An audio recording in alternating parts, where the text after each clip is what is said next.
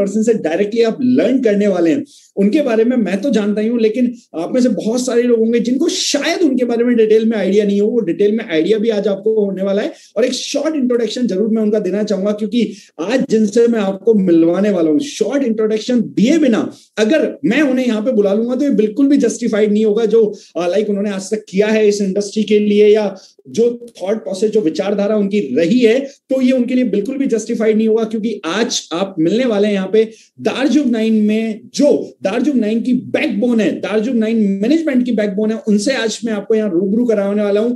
And उनका नाम है mister Bhupendra Gaur sir. Yes my dear friends, आज सारे लोग आप भूपेंद्र गौर सर को लाइव विटनेस करने वाले हैं। और भूपेंद्र गौर सर के बारे में अगर मैं बताऊं तो आप में से लोग जितना जानते हैं दैट इज फाइन, लेकिन अगर मैं आपको डिटेल में बताऊं तो जितना मैंने उनके बारे में सुना है, गौर सर के बारे में जितना मैंने सुना है, कि कहीं ना कहीं एक समय पे जब वो नेटवर्क मार्केटिंग में बहुत अच्छा कर रहे थे, सर की लगभग 5 से 10 लाख लोगों की टीम थी, एक बहुत अच्छे नेटवर्क को सर लीड कर रहे थे और रिकॉर्ड ब्रेक्स किए जा रहे थे उस टाइम पे। मतलब आप सोच के देखिए क्या थॉट प्रोसेस, क्या सोच उनकी रही होगी उस टाइम पे जब उनकी कंपनी पॉलिसीज में चेंज करती है और नेटवर्क मार्केटिंग बिजनेस से आरडी एफडी के जो बिजनेसेस हैं उन बिजनेसेस में स्विच करती है और उन बिजनेसेस की तरफ जाती है। भूपेंद्र गौर सर को बोलते हैं कि आप ऑलरेडी एक बहुत बड़ा फेस हैं, आप ऑलरेडी एक बहुत बड़ा नाम है, आप सिर्फ हमारे साथ जुड़े रहिए, आपका जो चेक है, आपका जो पैसा है वो आपको आता रहेगा, लेकिन इस तरीके से ये क्वेश्चन एंड ये सारी चीजें ना करें, तो आप हमारे साथ जुड़े भी रहेंगे तो हम आपको पैसा देते रहेंगे। लेकिन आप सोच के देखिए उन पर्सन का रिएक्शन क्या था कि जो अनएथिकल है और जो गलत है उसमें मैं आपका साथ नहीं दे सकता, उसको मैं प्रमोट नहीं कर सकता। जो कुछ भी अनएथिकल है, जो कुछ भी ऐसा है जो गलत है, उसमें मैं आपको सपोर्ट नहीं कर सकता। आप सोच के देखिए, एक बड़ी 8-10 लाख लोगों की टीम होने के बाद उन्होंने डिसीजन लिया, उन्होंने वहां पे डिसाइड किया कि मैं गलत का सपोर्ट नहीं करूंगा, और उन्होंने उस टीम को छोड़ के अगेन एक दूसरी ऑर्गेनाइजेशन के साथ जीरो से बिजनेस को बिल्ड करना स्टार्ट किया, जीरो से काम को बिल्ड करना स्टार्ट किया, एंड अगेन थोड़े टाइम के अंदर ही दोबारा से उन्होंने 4-5 लाख लोगों का नेटवर्क क्रिएट किया, 4 से 5 लाख लोगों की बड़ी टीम बनाई। अब जस्ट इमेजिन, आप सोच के देखिए कि उन्होंने नेटवर्क मार्केटिंग के जो बेसिक फंडामेंटल प्रिंसिपल्स है, बेसिक जो एथिक्स है, बेसिक जो मोरल्स है, उनके साथ खिलवाड़ करने से ज्यादा अच्छा समझा उस टीम को छोड़ना, एंड उस टीम को छोड़ के या उस कंपनी को छोड़ के और लोगों से दूसरी कंपनी में जाके वर्क करना, दूसरी कंपनी के साथ काम स्टार्ट करना। जस्ट इमेजिन, आज इतने जबरदस्त पर्सन से आप मिलने वाले हैं, एंड सिर्फ चेंज करने के बाद ऐसा नहीं कि सिर्फ चेंज कर लिया, चेंज करने के बाद जो एक बड़ी बात होती है, दोबारा से एक रिमार्केबल सक्सेस अचीव करना, दोबारा से उस कंपनी में अगेन बहुत अच्छा करना, दोबारा से 4-5 लाख लोगों की टीम क्रिएट करना। इतना ही नहीं, 4-5 लाख लोगों की टीम क्रिएट होने के बाद, 4-5 लाख लोगों का नेटवर्क बनने के बाद, जब सेम काइंड ऑफ सिचुएशन उस कंपनीज में आने लगी, same kind of network marketing के जो मोरल थे, जो इथिक्स थे, जो फंडामेंटल रूल्स थे, वो ब्रेक होने लगे, देन अगेन उन्होंने फिर से एक इनिशिएटिव लिया, फिर से एक स्टेप लिया, और इस बारी स्टेप लेके कहीं ना कहीं अगेन उन्होंने एक ऐसी कंपनी को चूज किया, एक ऐसी ऑर्गेनाइजेशन को चूज किया जो नेटवर्क मार्केटिंग के रूल्स को फॉलो कर रही थी, जहां पे मोरल वैल्यूज पे, एथिक्स पे, प्रिंसिपल्स पे, इन सारी चीजों पे ध्यान दिया जा रहा था। एंड अगेन उस कंपनी में स्टार्ट करके फिर से अपने नाम को ऊपर लेके गए और बहुत जबरदस्त सक्सेस उन्होंने उस कंपनी के अंदर ऑर्गेनाइज करी। और इतना ही नहीं, आप सोच के देखिए, आज के लगभग आई थिंक सो, मुझे लगता है आज के लगभग 14-15 साल पहले की बात रही होगी, हो सकता है इससे भी ज्यादा पुरानी हो, क्योंकि मुझे एग्जैक्ट याद नहीं है। जब मेरे को डागर सर ने बताया था उस टाइम का मेरे को एग्जैक्ट याद नहीं है, एग्जैक्ट डाटा मेरे को नहीं पता, लेकिन 14-15 साल पहले जब लोग सोच नहीं पाते थे, उस समय पे 1 लाख से भी ज्यादा लोगों की गैदरिंग करके उन्होंने एक मेगा कन्वेंशन अपनी टीम से ऑर्गेनाइज किया। जस्ट इमेजिन, 1 लाख लोगों से ज्यादा लोगों का कन्वेंशन। मतलब कैन यू इमेजिन कि 1 लाख लोगों को एक साथ इकट्ठा करना, एक साथ 1 लाख लोगों का कन्वेंशन करना, आप में कितनी बड़ी बात है।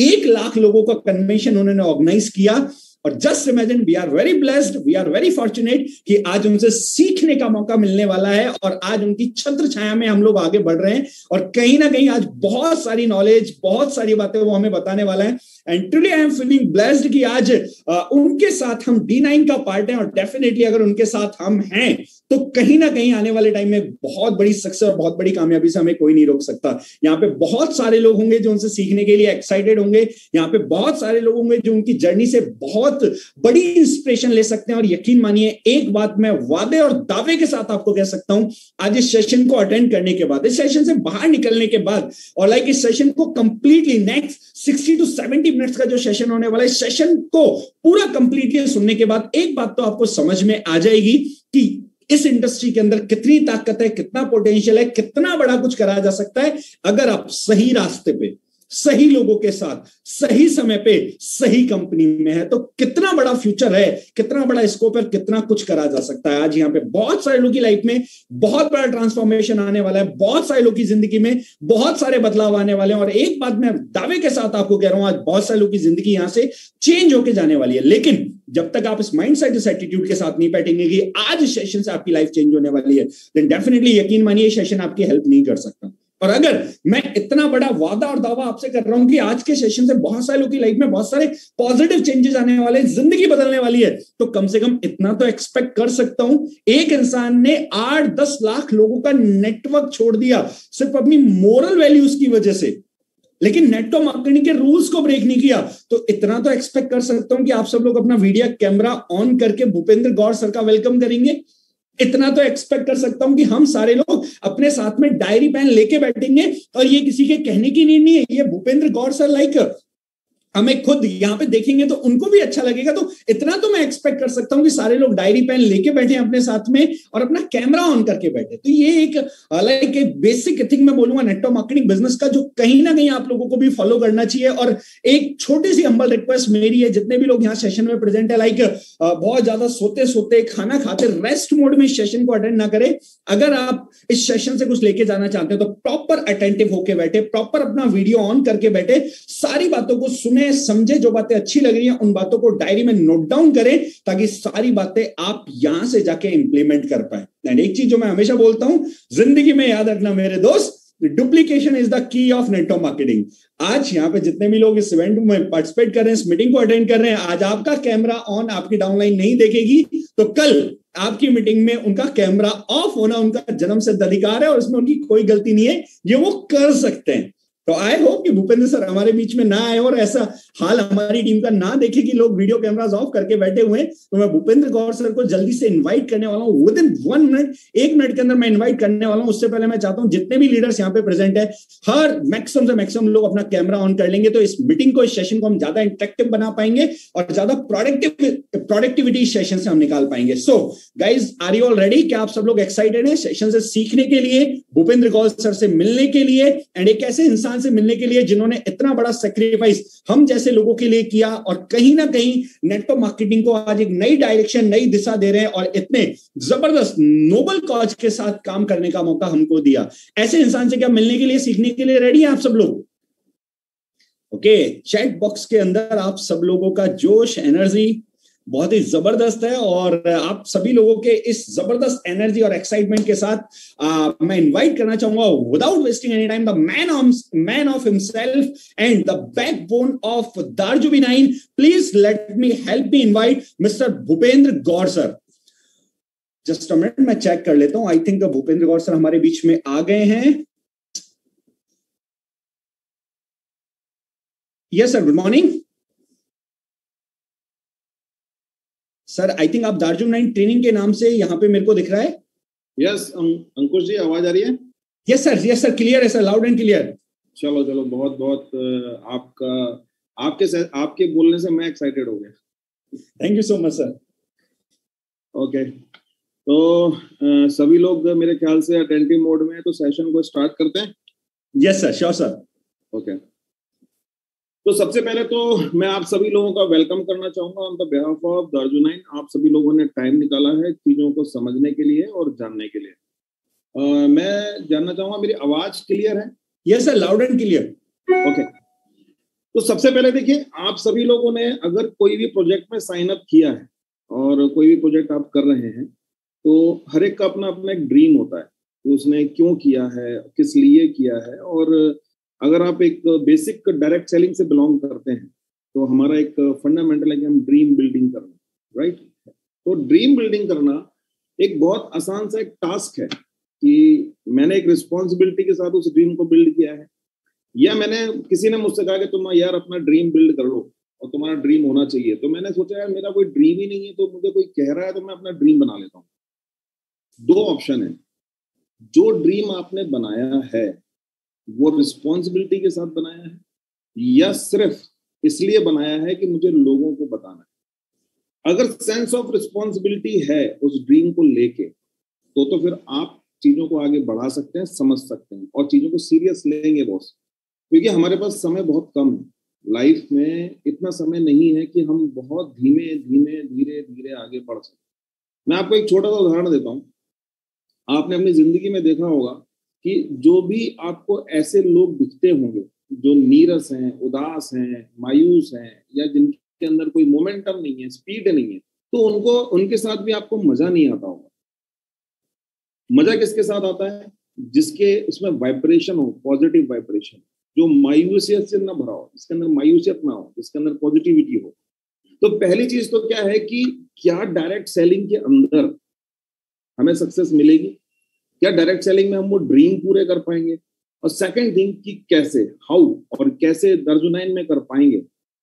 तो इसका एक बहुत ही बेसिक फंडामेंटल है, जैसा कि आज टॉपिक है कि हम अपने बिजनेस को मल्टीप्लाई कैसे कर सकते हैं, राइट।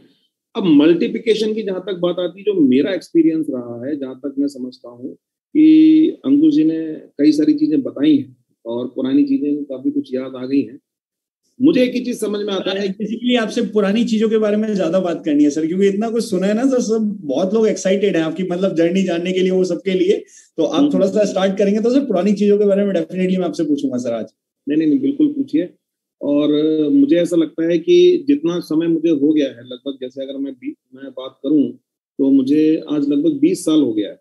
20 साल से मैं इस इंडस्ट्री को दे रहा हूं, और बहुत सारे लोग तो अभी पैदा होकर के 20 साल करके ज्वाइन हुए होंगे, राइट। तो मैं क्या कर सकता हूँ, मैं आपको सिर्फ अपना एक्सपीरियंस बता सकता हूँ। मैंने बहुत सारी गलतियां भी करी होंगी और बहुत सारी मिस्टेक्स भी हुई होंगी, बहुत सारे राइट डिसीजन भी हुए होंगे, रॉन्ग डिसीजन भी हुए होंगे, बट अनटिल अनलेस आप डिसीजन लेते हो, एक्सपीरियंस होते हैं।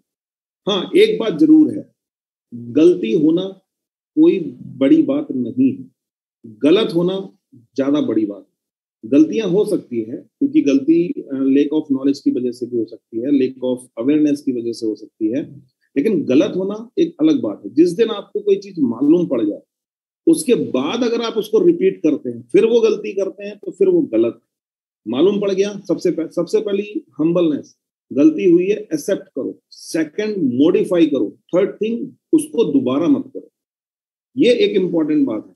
जब मैंने ये देखा कि डायरेक्ट सेलिंग में हम लोग आगे बढ़ रहे हैं, तो एक हाइप मार्केटिंग का दौर आया, एक हाइप मार्केटिंग का दौर चल रहा था, जिसमें ज्यादातर फैक्ट से ज्यादा हाइप की बात होती थी। और जब मैं इस इंडस्ट्री में आया था, तो बेसिकली मैं एक स्टूडेंट था, और इस इंडस्ट्री में आने के पीछे मेरा एक ही कारण था कि मैंने जो फर्स्ट स्टेप इस इंडस्ट्री में आने के लिए लिया था, वो अपने एजुकेशन के एक्सपेंसेस को निकालने के लिए लिया था, क्योंकि मेरे को अपनी पढ़ाई करनी थी और मैं कॉम्पिटिटिव एग्जाम की तैयारी कर रहा था। ये आवाज डिस्टर्ब हो रही आ रही है? जी सर, क्लियर है सर। ओके। तो मुझे एक जो अपने एक्सपेंसेस निकालने थे, और हम लोग जो दोस्त थे, छोटे छोटे ड्रीम्स थे, और बहुत बड़ी ख्वाहिश नहीं थी कि मतलब 15,000 20,000 रुपए की भी अगर हमको इनकम हो जाए तो बहुत है। आप सोच सकते हैं कि 2003-4 के आसपास की जो लाइफ रही होगी किसी स्टूडेंट की, जो सिंगल एक स्टूडेंट है, 15-20,000 रुपए सफिशिएंट अमाउंट है अगर मुझे कमाने को मिल जाए, अपनी पढ़ाई करने के लिए, अपनी एक्सपेंसेस निकालने के लिए और अपनी एजुकेशन को पूरा करने के लिए। तो फर्स्ट ऑफ ऑल तो मैं अपनी एजुकेशन को पूरा करने के लिए इसमें आया था। और सेकंड थिंग फिर ये हुआ कि धीरे धीरे जब लोगों से मिलते गए और लोग एसोसिएट होते गए, तो हमने कभी भी ये प्रयास नहीं किया कि किसी व्यक्ति को ऑब्लिगेशन में लेकर के ज्वाइन कराएं। हमेशा एक चीज बोली मैंने, हमेशा एक चीज को मैंने ध्यान रखा है कि आजकल लोग क्या बोलते हैं, कुछ नहीं करना पड़ेगा, आपकी इनकम हो जाएगी। लोग बहुत ही आसान काम बताते हैं, बहुत ही आसानी से हो जाएगा। जबकि ये एक बिजनेस है, जैसे कि आमतौर पे जो बिजनेस होते हैं, जो आपने बिजनेस किए हैं, देखे हैं, आसपास देखे हैं, तो एक सेंसेबल बिजनेस है ये, एक रिस्पॉन्सिबिलिटी के साथ करने वाला काम है ये। आप एक सोसाइटी में जो एक बिजनेस करते हो तो आखिरकार जाते किसके पास हो? जिन्हें आप जानते हो। जब आपका सीनियर कहता है कि लिस्ट बनाओ, हम लोग बोलते थे कि शादी में लिस्ट बनाइए अपने घर में, बोलते हैं हाँ, तो शादी की लिस्ट बनाइए, चलो उस पर काम करते हैं। तो शादी की लिस्ट पे आप काम करते हो, अपने रिलेशन पे काम करते हो, अपने जान पहचान के लोगों के साथ काम करते हो, अपने दोस्तों के साथ काम करते हो, तो ये रिलेशनशिप मार्केटिंग भी है। It's not only a network marketing. और जब हम रिलेशनशिप मार्केटिंग की बात करते हैं तो उसका पहला फैक्टर आता है ऑनेस्टी, कि आप कितनी ऑनेस्टी से अपनी चीजों को बता रहे हैं, कितने फैक्ट के साथ आप बता रहे हैं, उसको कितना रियलिस्टिक बता रहे हैं। सिर्फ कुछ भी बता के ज्वाइन नहीं करा, कि कुछ भी बता करके हम उसको एसोसिएट कर रहे हैं। मैं लिटरली ये बोलता था कि अगर आप वाकई में मेहनत कर सकते हैं, 5 से 6 महीने डिवोशन दे सकते हैं, गीली पट्टी बांध के चने खा के काम चला सकते हैं और कंधे से कंधा मिला के दौड़ सकते हैं, तो साथ में आइए। मैं आपसे कोई भीख मांगने या बैगिंग करने नहीं आया हूँ कि मेरे साथ कोई अल्लाह के नाम पे ज्वाइन कर लो या ईश्वर के नाम पे ज्वाइन कर लो। मैं आपको एक अपॉर्चुनिटी देने आया हूँ। और मुझे ऐसा फील आता था, क्योंकि मेरे को एक ये फील आता था कि इस हिंदुस्तान में अगर हम देख रहे हैं कि ओवरऑल पॉपुलेशन देखें, मैं किसको अपॉर्चुनिटी दूंगा, तो सबसे फर्स्ट थिंग कि अगर हम देख रहे हैं तो टोटल पॉपुलेशन का हिस्सा कितना, 40% ऑफ द पॉपुलेशन आज की डेट में एक ऐसी लाइफ जी रही है कि जिसको आज का रात का खाना मिल जाए, वो उनका ड्रीम है, आज रात का खाना मिल जाए। और करीब 8 से 10,000 फैमिली ऐसी हैं जिनके पास more than 50% of the wealth है। और अगर हम इसको परसेंटेज में थोड़ा और बड़ा कर दें तो करीब 10-12% ऐसे लोग हैं जिनको ये नहीं मालूम है कि उनके पास कितना पैसा है। तो दो हिस्सों में बटा हुआ भारत है, और ये एक मिडिल क्लास फैमिली जो है वो बीच में घूम रही कि वो उनका फ्यूचर, उनके आने वाली जनरेशन वो जाएगी कहाँ। धीरे धीरे पैसे का वैल्यूएशन के अकॉर्डिंग वो 40% में ऐड होगी या वो आने वाले समय में 12% की तरफ जाएगी। ये आपको आज डिसाइड करना है। और टाइम की बात करें, कैसे, स्पीड क्या होगी, कैसे डिसाइड होगा कि आप 40% की तरफ जाएंगे कि या आप 12% की तरफ जाएंगे। लाइफ में मेरे पास 24 घंटे हैं पर डे, 12 घंटे मेरे हाथ में नहीं है, 7 से 8 घंटे मेरे को सोना है, 2-3 घंटे मेरे ग्रूमिंग में लगने हैं, और 1-8 घंटे यूं ही पास हो जाते हैं, पता भी नहीं चलता। तो क्या हो रहा है कि 12 घंटे बच रहे हैं मेरे पास। अगर मेरी एवरेज लाइफ 70 ईयर्स है तो मेरे पास एक्टिव टाइम, मतलब पर डे का अगर 50% टाइम एक्टिव है और 50% पैसिव है, तो 70 ईयर में तो मेरे पास 35 ईयर तो मेरा पैसिव चला गया। यानी कि 70 ईयर्स को जीने के लिए मैंने 35 ईयर पैसिव लाइफ जी है। मेरे पास एक्चुअल टाइम कितना है? 35 साल। इस 35 साल में मुझे सपने पूरे करने हैं, इस 35 साल में मुझे पढ़ाई पूरी करनी है और 70 ईयर्स के टारगेट हिट करने हैं। और लोगों की स्पीड क्या होती है? 1/4, जबकि एक्चुअल में होनी चाहिए डबल, ट्रिपल, 4 टाइम स्पीड होनी चाहिए। आप 35 साल एक्टिव लाइफ जियोगे और 70 ईयर्स के टारगेट हिट करोगे, कैसे? तो हम लोग सोचते थे कि मेरे पास जो एक सिंपल एनालिसिस था कि भाई मुझे कहाँ पे जाना है, मेरी आने वाली जनरेशन को कहाँ पे जाना है, कि मुझे 40% या 12%, ये पेंडुलम चल रहा है। फिर मैंने ये चीज देखी कि जो भी व्यक्ति सेल कर रहा है, प्रोडक्ट सेल कर रहा है या सेलिंग का काम कर रहा है, वो अमीर हो या गरीब हो, उनके अंदर कोई शर्म नहीं है, कोई हेजिटेशन नहीं है। आप एक ठेले वाले को देख लो, वो सब्जी बेच रहा है तो वो अपनी आवाज लगा रहा होगा कि सब धनिया ले लो, पुदीना ले लो, नींबू ले लो, आलू ले लो, वो अपनी आवाज लगाएगा। लेकिन अगर वही सब्जी अंबानी बेचेगा तो वो शोरूम में बेचे, वहां पे हो सकता है कि एमबीए के हुए लड़के वहां पे सब्जी बेच रहे हैं, बट बेच वो भी रहा है सब्जी, हिंदुस्तान का सबसे धनी आदमी भी बेच रहा है, और वो जो रात के लिए स्ट्रगल कर रहा है खाने पीने के लिए, वो भी सब्जी बेच रहा है। ये जो बीच का वर्ग है, इसके अंदर एक फ्रस्ट्रेशन है। इसके अंदर क्या है कि ये पीएचडी किया हुआ है, ये ग्रेजुएशन किया हुआ है, ये पोस्ट ग्रेजुएशन किया हुआ है, अगर कोई नौकरी लगती है 5वीं क्लास पास के लिए तो पीएचडी वाले वहां लाइन लगा के खड़े हो जाते हैं। लेकिन अगर सेलिंग करना हो तो उसको ऐसे देखते हैं कि पता नहीं यार ये कौन सा काम है, कौन सा व्यापार है। लेकिन मैं सोचता था क्या, इसको गरीब भी कर रहा है, अमीर भी कर रहा है, तो मैं क्यों नहीं कर सकता? क्योंकि जब मैं इस काम को स्टार्ट किया था मैंने, तो मेरी मदर ने मुझसे एक बात पूछी थी। मेरी मदर ने मुझसे कहा, एक बात बताओ कि तुमको जब यही सामान बेचना था, जब तुमको ये शैम्पू, टूथपेस्ट, साबुन, मसाले, ये सब बेचने थे, ये सब करने थे, इतनी पढ़ाई करने की क्या जरूरत थी? तुम बता देते 10वीं क्लास पास, 10th पास करते तभी तुम्हें दुकान खुलवाए थे जनरल स्टोर, तो यही काम तब भी हो सकता था। तो मेरे को उस बात से एक चीज समझ में आएगी, मेरी मदर ने बहुत अच्छी बात बोली। मेरी मदर ने मुझे एक सीख दी। वो सीख ये थी कि बेटा तुमने कम पढ़ा या ज्यादा पढ़ा उससे फर्क नहीं पड़ता, लेकिन अगर तुम्हारे ड्रीम हैं और तुम कुछ करना चाहते हो तो तुम कर सकते हो। तो मेरे साथ ऐसे बहुत सारे लोग आए जो बहुत ज्यादा नहीं पढ़े थे, लेकिन जिन्होंने बहुत बड़ा काम किया और बहुत अच्छा काम किया, क्योंकि उनके अंदर एक ललक थी। उनके अंदर क्या ललक थी कि बॉस, वो हारे हुए लोग थे, हारे हुए लोग। और जब आप हारे हुए लोगों को मौका देते हो ना, तो वो जीतने के लिए पूरी ताकत लगा देते हो। कैसे? अब मैं बोलूं कि मैं अपने शहर का सबसे अमीर आदमी हूं, नहीं हूं। अगर कोई बोले कि सबसे बड़ी कंपनी हूं, नहीं हूं। किसी ना किसी से हम हारे हुए हैं और हम हमेशा जीतना चाहते हैं। और ये चीज आप वहां से सीख सकते हो। जब आप एक रनिंग कंपटीशन देखोगे ना, जिसमें 10 लोग दौड़ रहे हो जीतने के लिए, कंपटीशन करने के लिए, कोई फर्स्ट आएगा, कोई सेकंड आएगा, कोई थर्ड आएगा, कोई फोर्थ आएगा, लेकिन क्या कभी आपने देखा है कि 10वें नंबर का खिलाड़ी जो हार देख चुका है अपनी कि मेरे आगे लोग दौड़ चुके हैं, तो क्या वो चलना चालू कर देता है? क्या वो पैदल पैदल चलता है? वो पूरी दौड़, पूरी फिनिशिंग लाइन कंप्लीट करता है। तो मुझे एक चीज समझ में आ गई थी कि यार इसमें अगर हम बिजनेस कर लेंगे और इसमें अगर अपने ड्रीम्स को पूरा करना है, तो मुझे ये ड्रीम्स जो एक शब्द है ना, ये नेटवर्क मार्केटिंग से ही मिला था। मुझे सपने तो आते थे, मतलब ऐसा नहीं कि सपने नहीं आते थे, हम रात को सोते हैं, सपने आते हैं, सपने देखते हैं, कहीं उड़ रहे हैं, कोई दरवाजा कुछ भी कर रहे हैं। लेकिन ड्रीम शब्द क्या है, ये डायरेक्ट सेलिंग में आके मालूम पड़ा। पॉजिटिव एटीट्यूड क्या है, ये डायरेक्ट सेलिंग में आके मालूम पड़ा। लेकिन दो चीजें जो मुझे समझ में आई, मैक्सिमम लोग ड्रीम क्या है, ड्रीम क्या देखना चाहिए, कौन सी गाड़ी लो, क्या करो, सब कुछ तो बात हो रही है, बट हाउ टू फाइंड, इसको कैच कैसे करना है, इसको हिट कैसे करना है, उसकी बात कम हो रही है, वो प्रॉपर बात नहीं हो पा रही है। दूसरा, मुझे ये चीज समझ में आई कि आपको ये बिजनेस के बारे में बात हो रहा है, बट फैक्ट की बात नहीं हो रही है, बाहर बाहर की बात हो रही है। एक ऐसा ऑरा क्रिएट किया जा रहा है, एक ऐसी हाइप क्रिएट करी जा रही है। कई बार मेरे साथ में ऐसा भी होता था कि मेरी बहुत सारे टीम के लोग ऐसे थे कि जो मुझसे मिलाते थे कि सर आप बहुत फैक्ट बात करते हो, आप बिल्कुल प्रैक्टिकल बात करते हो। तो मैं एक ही चीज बोलता था, देखो आज सच बोल के लाओगे, फैक्ट बता के लाओगे, नींव मजबूत करके लाओगे, ऊपर का कमरा, इमारत, आर्किटेक्चर कैसा भी हो सकता है बॉस, कमरे का आर्किटेक्चर आप कभी भी चेंज कर सकते हो, बट बिल्डिंग की बुनियाद बार बार नहीं बदल सकते। अगर मैं आज आपको ठोक पीट के लाऊंगा, तो मेरे को दो ही ऑप्शन आते थे। जब कोई मुझसे मिलता था, मैं उससे बोलता था कि तुम, मेरे पास दो ऑप्शन है आपको ज्वाइन कराने के। पहला ऑप्शन, मैं आपको सच बोल सकता हूँ और आप ज्वाइन कर सकते हो सकता है ना करो। दूसरा ऑप्शन, मैं आपको वो बोल सकता हूँ जो आप सुनना चाहते हो, वो भी ऑप्शन है।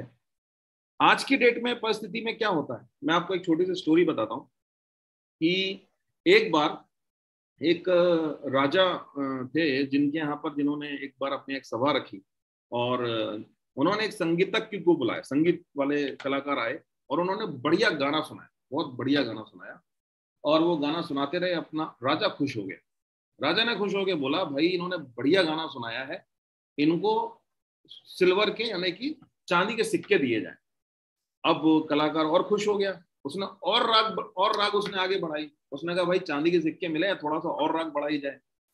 उसने थोड़ा सा और राग बढ़ाई, तो फिर उसको राजा ने खुश होकर बोला, इन्हें चांदी के साथ साथ सोने के सिक्के भी दिए जाए। ठीक है साहब, और राग बढ़ाई, उन्होंने कहा इन्हें हीरे जवाहरत दो, इन्हें हार दो, 9 लाख का हार दो।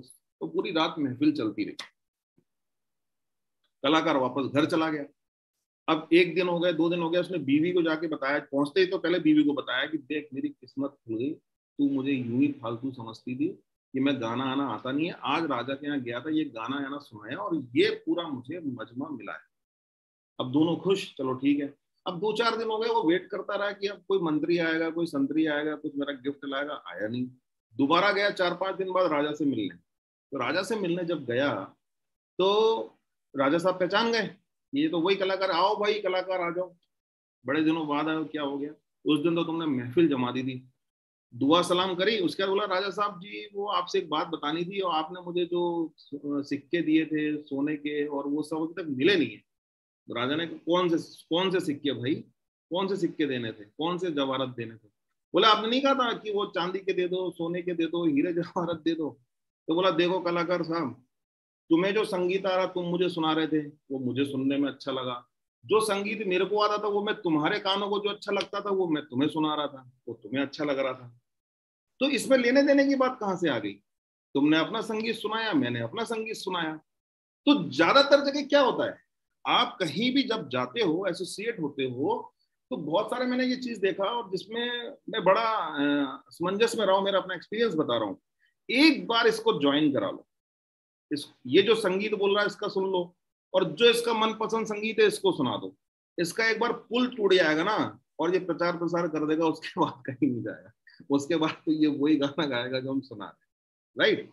तो ये बड़ा एक सिचुएशन है कि हम यहाँ पर एक ओवर एक्सपेक्टेशन के साथ चीजों को कई बार करने की कोशिश करते हैं जो एक्चुअली में नहीं होती है। और कई बार ओवर एक्सपेक्टेशन को लोग हाँ कर देते हैं, ये सोच के कि चल बेटा स्टार्ट तो कर, देखा जाएगा, हो जाएगा, कोई दिक्कत नहीं।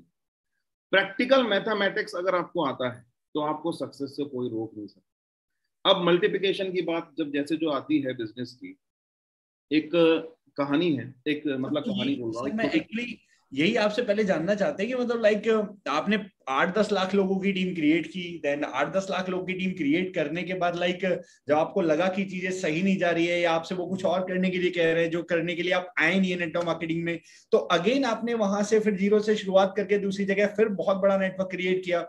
अगेन कुछ ऐसा सिनेरियो हुआ तो अगेन आपने मतलब लाइक 1 लाख लोगों का कन्वेंशन हम आज भी नहीं सोच पाते, आपने वो किया। तो मतलब ये कैसे पॉसिबल हुआ सर, ये कैसे किया आपने, मतलब वो थोड़ा सा बताएंगे सर।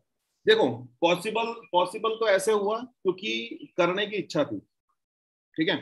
और मैं एक ही चीज जानता हूँ, मेरे जीवन में मैंने जब किया था ना, तो मैंने डिजायर, अपने अंदर डिजायर पैदा नहीं करी थी, मैंने अपने अंदर एक बर्निंग डिजायर पैदा करी। डिजायर और बर्निंग डिजायर में फर्क है, ये आपको ऐसा लग सकता है। ये वैसे ही था जैसे आप समझो, अगर किसी को इश्क मोहब्बत हुई हो, अगर उसने कभी ऐसा उसको फील हुआ हो, प्यार व्यार का कभी मामला हुआ हो ना, तो ऐसा कभी हो सकता है। जैसे मैं कॉलेज में था जब, तो मैंने जो कॉलेज में ऐसा होता है अक्सर, कई बार ऐसा होता है, मैंने अपनी पहली गर्लफ्रेंड के बारे में आके अपने पिताजी को बता दिया था। तो मेरे पिताजी ने बहुत मार लगाई थी, और मेरा प्यार का भूत ही उतर गया था, ठीक है। और मेरे को उसके बाद भूत चढ़ा ही नहीं। लेकिन मेरे को बाद में समझ में आया कि नहीं, अगर मैं उस समय कहता पिताजी से, चाहे जितना मार लो, कितना ही पीट लो, अगर मैं करूंगा शादी इससे करूंगा, तो शायद हो भी जाती, राइट। तो एक जो वो जिद है, जो एक डिजायर थी। दूसरा, जब आपके साथ लोग आ जाते हैं ना, तो दो चीजें आती हैं, क्या? जिम्मेदारी का एहसास, यानी कि आपने बच्चे पैदा किए, ये एक एहसास है, आपने लोगों को जोड़ा, एक एहसास है। बट चुनौती, चैलेंज, उनको आगे बढ़ाना, मल्टीप्लाई करना। अगर आप अपने साथ प्लास्टिक को जोड़ रहे हो तो शायद आप मल्टीप्लाई नहीं कर पाओगे, लेकिन आप अगर अपने साथ पर्सन को जोड़ रहे हो तो आपका उससे अटैचमेंट होता है, उससे आप टच में आ जाते हो, और वो आप उस फील के साथ उसको डेवलप करते हो। मैंने कभी ये नहीं सोचा कि कोई मुझे रिप्लाई में क्या देगा, मुझे रिवर्स में क्या मिलेगा। मैंने सिर्फ ये देखा कि मेरे साथ जो व्यक्ति जुड़ सकता है उसको मैं मल्टीप्लाई कैसे कर सकता हूँ। और रहा सवाल टीम बनाने का, मेरी फिलॉसफी एक ही रही है बॉस। मैंने हमेशा ये पूछा कि मेरा सेनापति कौन बनना चाहता है, strength A and strength B. आप जैसे मैं आपको उदाहरण दूं, आज हम 2 ऑर्गेनाइजेशन में काम कर रहे हैं, राइट, ठीक है। मुझे ये देखना होता है कि मेरी दोनों ऑर्गेनाइजेशन में ऐसे कौन से लोग हैं जो जिनके होने या ना होने से मुझे फर्क पड़ता है, वो आपके सेनापति। वो आज आपकी छोटी टीम है तो हो सकता है 4-4 लोग हों। आप एक डायरी लीजिए, मैं आपको आज एक सलाह देता हूँ, लोगों ने डायरी यूज करना बंद कर दी है, हालांकि अंकुश जी जरूर डायरी यूज करते हैं, और मुझे मैं इनसे देख के इंस्पायर होता हूँ कि ये आज भी डायरी यूज करते हैं। तो आप एक डायरी लो, उसका बीच का पन्ना खोलो जिसमें 2 फोल्ड होते हैं, ठीक है। उसके एक साइड लिखो अपना स्ट्रेंथ ए और एक साइड लिखो स्ट्रेंथ बी। अब ये मत सोचना कि ये मेरा दोस्त है, ये तो मुझे जानता है, ये मेरा भाई है, ये तो मेरी टीम में नहीं। अगर आपके लिए वो काबिल है, आपके होने ना होने से उसको फर्क पड़ता है, तो उसका नाम लिखिए, नंबर लिखिए, फिर स्ट्रेंथ बी में लिखिए। आप देखिए कि 4 लोग हैं कि 5 लोग हैं कि 10 लोग हैं, ये आपको कम से कम 20 लोग खड़े करने हैं, कम से कम 20, ठीक है। स्टार्ट विथ 2, स्टार्ट विथ 4, कोई दिक्कत नहीं है, ऐसे कोई प्रॉब्लम नहीं है। लेकिन कितने खड़े करने हैं आपको? एवरेज 20। क्योंकि क्या है ना कि आप एक बहुत ज्यादा फिगर में जाओगे तो एक व्यक्ति का ना जोन ऑफ कंट्रोल है कि वो कितने लोगों को गवर्न कर सकता है, कितने लोगों को कंट्रोल कर सकता है, कितने लोगों को गाइड कर सकता है। आप 100 लोगों को ले आओ, 200 लोगों को ले आओ, कैपेसिटी नहीं है आपकी, तो आप क्या करोगे? उनको धीरे धीरे वो मरने लगे, आप उनको आगे नहीं बढ़ा पाओगे। अब मैंने ये बनाया कि मेरे को 20-20 लोगों की मैंने एक टीम बनाई कि इन पे मुझे फोकस करना है, और मैंने रेशियो डिवाइड कर दिया। रेशियो क्या डिवाइड किया? 70% फोकस करूंगा मैं इन 40 लोगों में, जो मेरी एक तरफ 20 लोग हैं, एक तरफ 20 लोग हैं, और बचा हुआ जो 30% है वो मैं फोकस करूंगा किसमें, ओवरऑल किसी के भी ऊपर, जो भी लोग रेस्ट होते हैं। अब 70% मुझे फोकस क्या करना है। अब एक बात बताइए कि ये 20-20 लोगों पे फोकस करके, इनकी प्लानिंग करके, मल्टीप्लिकेशन करके, अगर मैं इनके 2 लाख 5 लाख महीने के चेक बनवा दूं तो ये कभी फिर उसके बाद कभी मुझे डिस्टर्ब करेंगे? अगर मैं इनके चेक बनवा दूं तो कभी डिस्टर्ब करेंगे? तो मेरे को क्या चाहिए था, टाइम फ्रीडम। तो टाइम फ्रीडम का सिंपल लॉजिक है, अपने 20-20 बंदों को खड़ा करो, इनको 5-5 लाख तक इनको ताकत लगाओ कि ये काबिल बन के 5 लाख रुपए कमाएं। उसके बाद आप गोवा में बीच में जाके बैठोगे ना तो भी फोन नहीं आने वाला आपके पास कि भैया हमारा कोई काम है। क्यों? जो 5 लाख कमा रहा होगा ना बॉस, वो सिर्फ आपको कभी कभी याद कर लिया करेगा। तो मेरे को चाहिए था क्या, 40 लोग खड़े करने हैं। अब ये 40 से मैं 40 लाख, 10 लाख, 1 लाख, 5,000, 10,000 कहीं तक भी पहुंच सकता हूं। ये आपकी प्लानिंग के ऊपर है। कैसे? क्योंकि जब मैं इनके साथ जो प्लानिंग कर रहा हूं, एक समय के बाद वही प्लानिंग मैंने इनको दी कि आप भी अपने ऑर्गेनाइजेशन की स्ट्रेंथ भी फाइंड आउट करो, वो आपको करनी होगी, और उसके साथ मेरे साथ मीटिंग करो, फिर वो शेयर करो। तो कम से come first, second, third, fourth, 4 layer तक वो चीज को मल्टीप्लाई किया। मेरे 40, उनके 40, उनके 40, उनके 40, राइट। तो क्या हुआ कि सबकी एक हुई। जो जिम्मेदारी मैंने उनके साथ निभाई, मैंने उनसे एक ही चीज बोला, जो मैंने तुम्हारे साथ किया है वही तुम्हें तुम्हारी टीम के साथ करना है, राइट। अगर तुमने, तो इससे क्या हुआ कि अर्निंग पर्सन बढ़ने लगे, क्योंकि फोकस था इसको बढ़ाना है। अब एवरीडे, अब क्या होता है ना, जैसे हम प्लान ऑफ प्रोजेक्शन कर लिया कि भाई मेरा प्लान ऑफ प्रोजेक्शन, जैसे आप सब लोगों का एक प्लानिंग होगा, इस महीने क्या बिजनेस करना है, अपन ने पहले वीक किया होगा, फर्स्ट या थर्ड 3 दिन में कर लिया होगा क्या बिजनेस करना है। अब प्लान ऑफ प्रोजेक्शन क्या है कि अभी 12 हो गई, 13 हो गई, कितना % मैंने उसको कर लिया है। आईपीएल का जब मैच होता है ना तो ये पावर प्ले होता है फर्स्ट, कि तुमने तड़ा तड़ क्या बैटिंग मारी है। अब ये 18 दिन की तुम्हारी वो तैयार है कि तुम्हारी फील्ड तैयार है, अब इस पे खेलना है।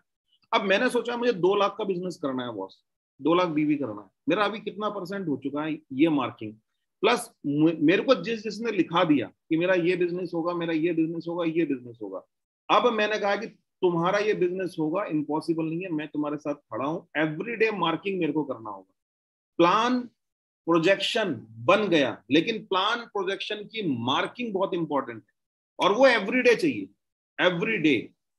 क्योंकि एवरीडे क्यों चाहिए? आपको लगता है कि कभी कभी कर सकते हैं, लेकिन मैं आपको बता दूं कि इसमें एक डायलॉग मेरे को, मेरा जो पेट, मतलब मेरे जो अंदर तक बसा हुआ है, जो मेरे दिल दिमाग में, जिसने मुझे हमेशा काम करने के लिए इंस्पायर किया, वो एक ही डायलॉग है कि nothing is interesting if you are not interested. कुछ भी ऐसी चीज रुचिकर हो ही नहीं सकती जिसमें आपको रुचि नहीं है। मैं आपको एक ऐसी रशियन पिक्चर दिखाना चालू कर दूं, आपको रशियन लैंग्वेज नहीं आती और रोज बिठा के दिखाऊं कि रोज तुम्हें देखनी पड़ेगी, तुम सफल हो जाओगे, कितने दिन देख लोगे भाई? देख ही नहीं सकते ना, तुम्हारे बैठे रहोगे। क्यों? लालच है कि शायद मैं 5 लाख कमाऊंगा, मुझे रोज रशियन पिक्चर देखनी है, लेकिन तुम्हारे दिमाग को ये कंसीव ही नहीं हो रहा कि क्या बोलते हैं, मैं कैसे अचीव करूंगा ये रशियन पिक्चर देखूंगा, रशियन लैंग्वेज ही नहीं आती, तो इंटरेस्ट कैसे पैदा होगा? अब इंटरेस्ट का क्या है, आपको घर से उदाहरण मिलेगा, मेरे को घर से, मेरे को उदाहरण मिलता था क्या, उस समय सीरियल आते थे, सास भी कभी बहू थी, अगर आप लोगों ने सुना होगा, सुना है कभी ये सीरियल का नाम? यस सर, सुना होगा। तो मैं क्या देखता था कि मेरे घर में ये सीरियल चलता रहता था, और उसके बाद जब मैंने थोड़ा आगे बढ़ा तो मैंने देख रहा हूँ कि सीरियल कौन देख रहा है, भाभी देख रही है, मम्मी देख रही है। मैं भाभी से बोल रहा हूँ मुझे जाना है, तो उनका पूरा खाना पीना, वही सब्जी कट रही है सीरियल के सामने, और जैसा माहौल टीवी में है वैसे ही माहौल यहाँ पे, सास की लड़ाई झगड़े बगड़े, पूरा इंप्रेशन पड़ रहा है। मम्मी के पास जा रहा हूँ तो वो अपना कोई सीरियल देख रही है। उसके बाद जब रिसेंट आ गया हूँ तो क्या देख रहा हूँ, महिलाएं नागिन सीरियल देख रही हैं, बच्चे कार्टून देख रहे हैं, पति परेशान है कि महिलाएं नागिन बन रही, बच्चे कार्टून बन रहे, हो क्या रहा है? लेकिन क्या इंटरेस्ट है? इंटरेस्ट देखो, आप केबल काट सकते हो घर की, एक ऐसी चीज जो आपके घर में चल रही है, आप कमाओगे, कुछ भी करोगे, लेकिन आप क्या सोचते हो, कलेश कौन पाले, ये केबल लगे रहेंगे। जब तुम वो केबल नहीं काट सकते जस्ट बिकॉज ऑफ इंटरेस्ट, जिनका इंटरेस्ट इतना स्ट्रांग है, अब तुम्हारा अगर तुम्हारे धंधे से स्ट्रांग वो हो गया, कनेक्शन हो गया, तुम्हारे ड्रीम से तुम्हारा वो इंटरेस्ट लेवल अटैच कर गया, तो एक बात सोचो कि क्या कोई आपकी केबल कनेक्शन काट देगा वर्किंग की? कभी नहीं काट सकता। तो क्या वो इंटरेस्ट लेवल डेवलप हो सकता है? अगर आप सिर्फ इसलिए कर रहे हो मुझे किसी ने कहा मैं कर लेता हूँ, ये कमा रहा है मैं भी कमा लूंगा, नहीं। आपका इंटरेस्ट होना चाहिए, आपका उससे कनेक्शन होना चाहिए, आपको जो अर्निंग चाहिए, जो ड्रीम्स हैं, आपको अपने बच्चे की फीस जमा करनी है या अपने बच्चे को बेहतर स्कूल में पढ़ाना। अब मुझे टशन था कि मुझे अपनी सिस्टर की शादी को देखना है, मुझे टशन था कि मुझे लाइफ स्टाइल को देखना है। तो ये सब चीजें जब मैंने देखी हैं, सोची हैं, तो मैंने सिर्फ ये करके देखा है कि क्या ये हो सकता है। और जब मैंने करके देखा तो मैथमेटिक्स, साइंस और आर्ट सिंपल है। साइंस है कैसे होगा, आर्ट है कैसे करना है। दो ही चीजें हैं, साइंस ये कैसे होगा, आर्ट कैसे करना है। H2O प्लस मिलाओगे तो H2O बनेगा, पर H2O मिलाना पड़ेगा, ठीक है, रेशियो मिलाना पड़ेगा, कैसे मिलाना पड़ेगा। तो ऐसे ही इसके मैथमेटिक्स प्रूवन है कि आपको शो द प्लान करना पड़ेगा, आपको लोगों से मिलना पड़ेगा, लिस्ट आपको दिखानी पड़ेगी। आप पहिए का साइज नहीं बदल सकते। जिस जिस वैज्ञानिक ने पहिए को बनाया था तब भी गोल था, आज भी गोल है, बैलगाड़ी में भी गोल था, हवाई जहाज में भी गोल है। आप आज भी पेट्रोल पंप जाओगे तो वो जीरो पूछेगा, वो सब कुछ है। आज भी बड़े बुजुर्गों से मिलोगे तो पैर छुओगे। टेक्नोलॉजी कहीं भी पहुंच जाए, लेकिन कुछ फंडामेंटल, कुछ संस्कार कभी भी नहीं बदलते। आपको सिर्फ उनको फॉलो करना है, उनको मल्टीप्लाई करना है, उनको भूलना नहीं है। हम जो करते आ रहे हैं, सिर्फ हमारा उसमें इंटरेस्ट लेवल जब डाउन होता है ना, तब हम उसको अनसक्सेस की तरफ जाते हैं। आप अपना इंटरेस्ट लेवल वही रखो ना जो आईपीएल मैच के लिए है। आप अपना इंटरेस्ट लेवल वही रखो जो आपके घर में आपकी वाइफ का नागिन सीरियल के लिए। क्या दिक्कत है? अगर आप अपने बिजनेस के लिए करोगे, इससे तो कुछ पैसे भी आएंगे, कुछ हासिल भी होगा।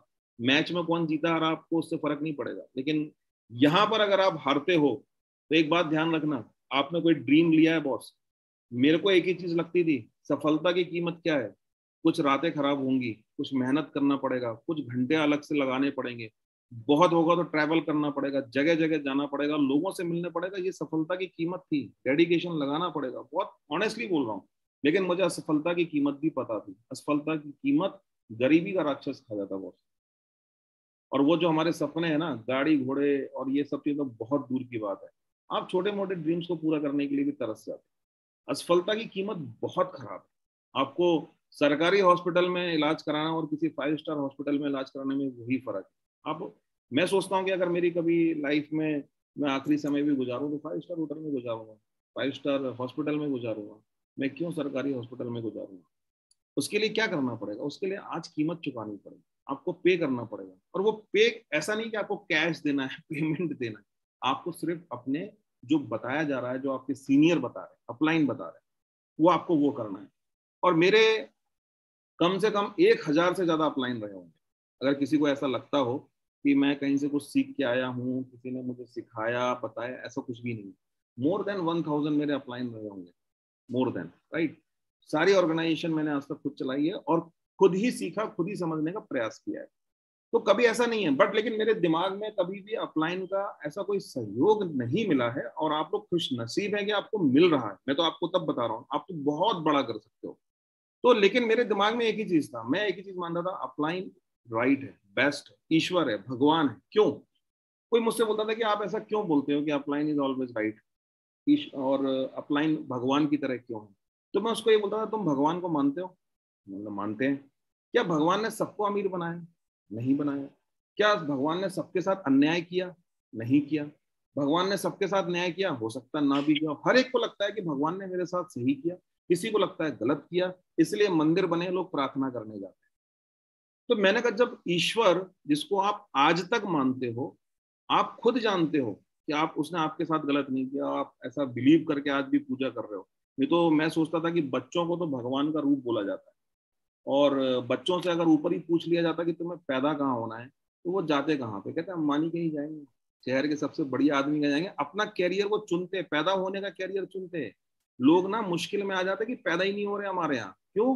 उन्हें कहीं काबिल ही नहीं लग रहे। अगर बच्चों को सिलेक्शन का ऑप्शन ऊपर से मिल जाए तो सोचो किसके यहाँ पैदा होंगे वो। Yes sir. चॉइस दे दी जाएगी, बेटा कहाँ जाओगे, तो कहीं तो वेटिंग लग जाएगी कि यहीं पे सब आना चाहते हैं, और कहीं कोई जाना ही नहीं चाहता। तो आप बीइंग ए माँ बाप, मुझे ऐसा लगता है कि हमें काबिल बनना पड़ता है। और ईश्वर को जैसे हम मानते हैं कि उसकी इच्छा को हमने मान लिया, ऐसे ही अपलाइन भगवान है। उसकी, आप उसके एक्ट को कभी भी ये नहीं कह सकते गलत है, सही है, सारी चीजें हैं। हाँ, अपने विवेक को नहीं खोना है, अपनी बुद्धि को उपयोग करना है। जो बेहतर मिले वो ले लो, लेकिन अपने विवेक को कभी मत। जी अंकुश। जी सर, जी सर, जी सर। और सर मतलब इसमें एक चीज और पूछूंगा सर, मतलब लाइक ठीक है, मतलब इतना बड़ा ग्रुप, इतना बड़ा कन्वेंशन, इतनी बड़ी टीम, आज तो सर सोशल मीडिया है और ट्रांसपोर्टेशन बहुत इजी हो गया है। आज तो लोग स्टार्ट करते हैं सर, मतलब लाइक मतलब कई सारे मतलब 90% लोग तो ऐसे होते हैं जिनके पास ऑलरेडी व्हीकल होता है काम करने के लिए, इधर उधर आने जाने के लिए, ट्रांसपोर्टेशन के लिए। लाइक व्हाट्सअप आ गया है, इतना सब कुछ एडवांस हो गया है, टेक्नोलॉजी इतनी एडवांस हो गई है। उस टाइम तो ये चीजें नहीं थी सर, फिर भी मतलब लाइक क्या ऐसी चीजें थी जिसकी वजह से इतना बड़ा, वो भी इतने टाइम पहले आप कर पाए, मतलब लाइक? देखो पहले क्या होता था ना, हर चीज का अपना एक नफा नुकसान है, राइट। पहले जमाने में लोग लोगों से मिलते थे, पता चलता था। अगर मैं अपने मोहल्ले के बाहर चौराहे पे खड़े होके कहीं कुछ फालतू का भी काम कर रहा हूँ तो मेरे पिताजी के पास खबर आती थी कि फलाने साहब का लड़का खड़ा था वहां पे, देखा गया था, है ना। तो पहले लोग मोहल्ले में आपस में अटैच बहुत थे लोगों से, ह्यूमन टच बहुत ज्यादा था। मैं आपको एक चीज और बताता हूँ, मतलब इसी बीच में एक चीज बता रहा हूँ कि भविष्य में नेटवर्क मार्केटिंग एकमात्र ऐसा बिजनेस बचेगा जो फिजिकली लोगों को मिलने का माध्यम बना रहे, और कोई बिजनेस नहीं बचेगा।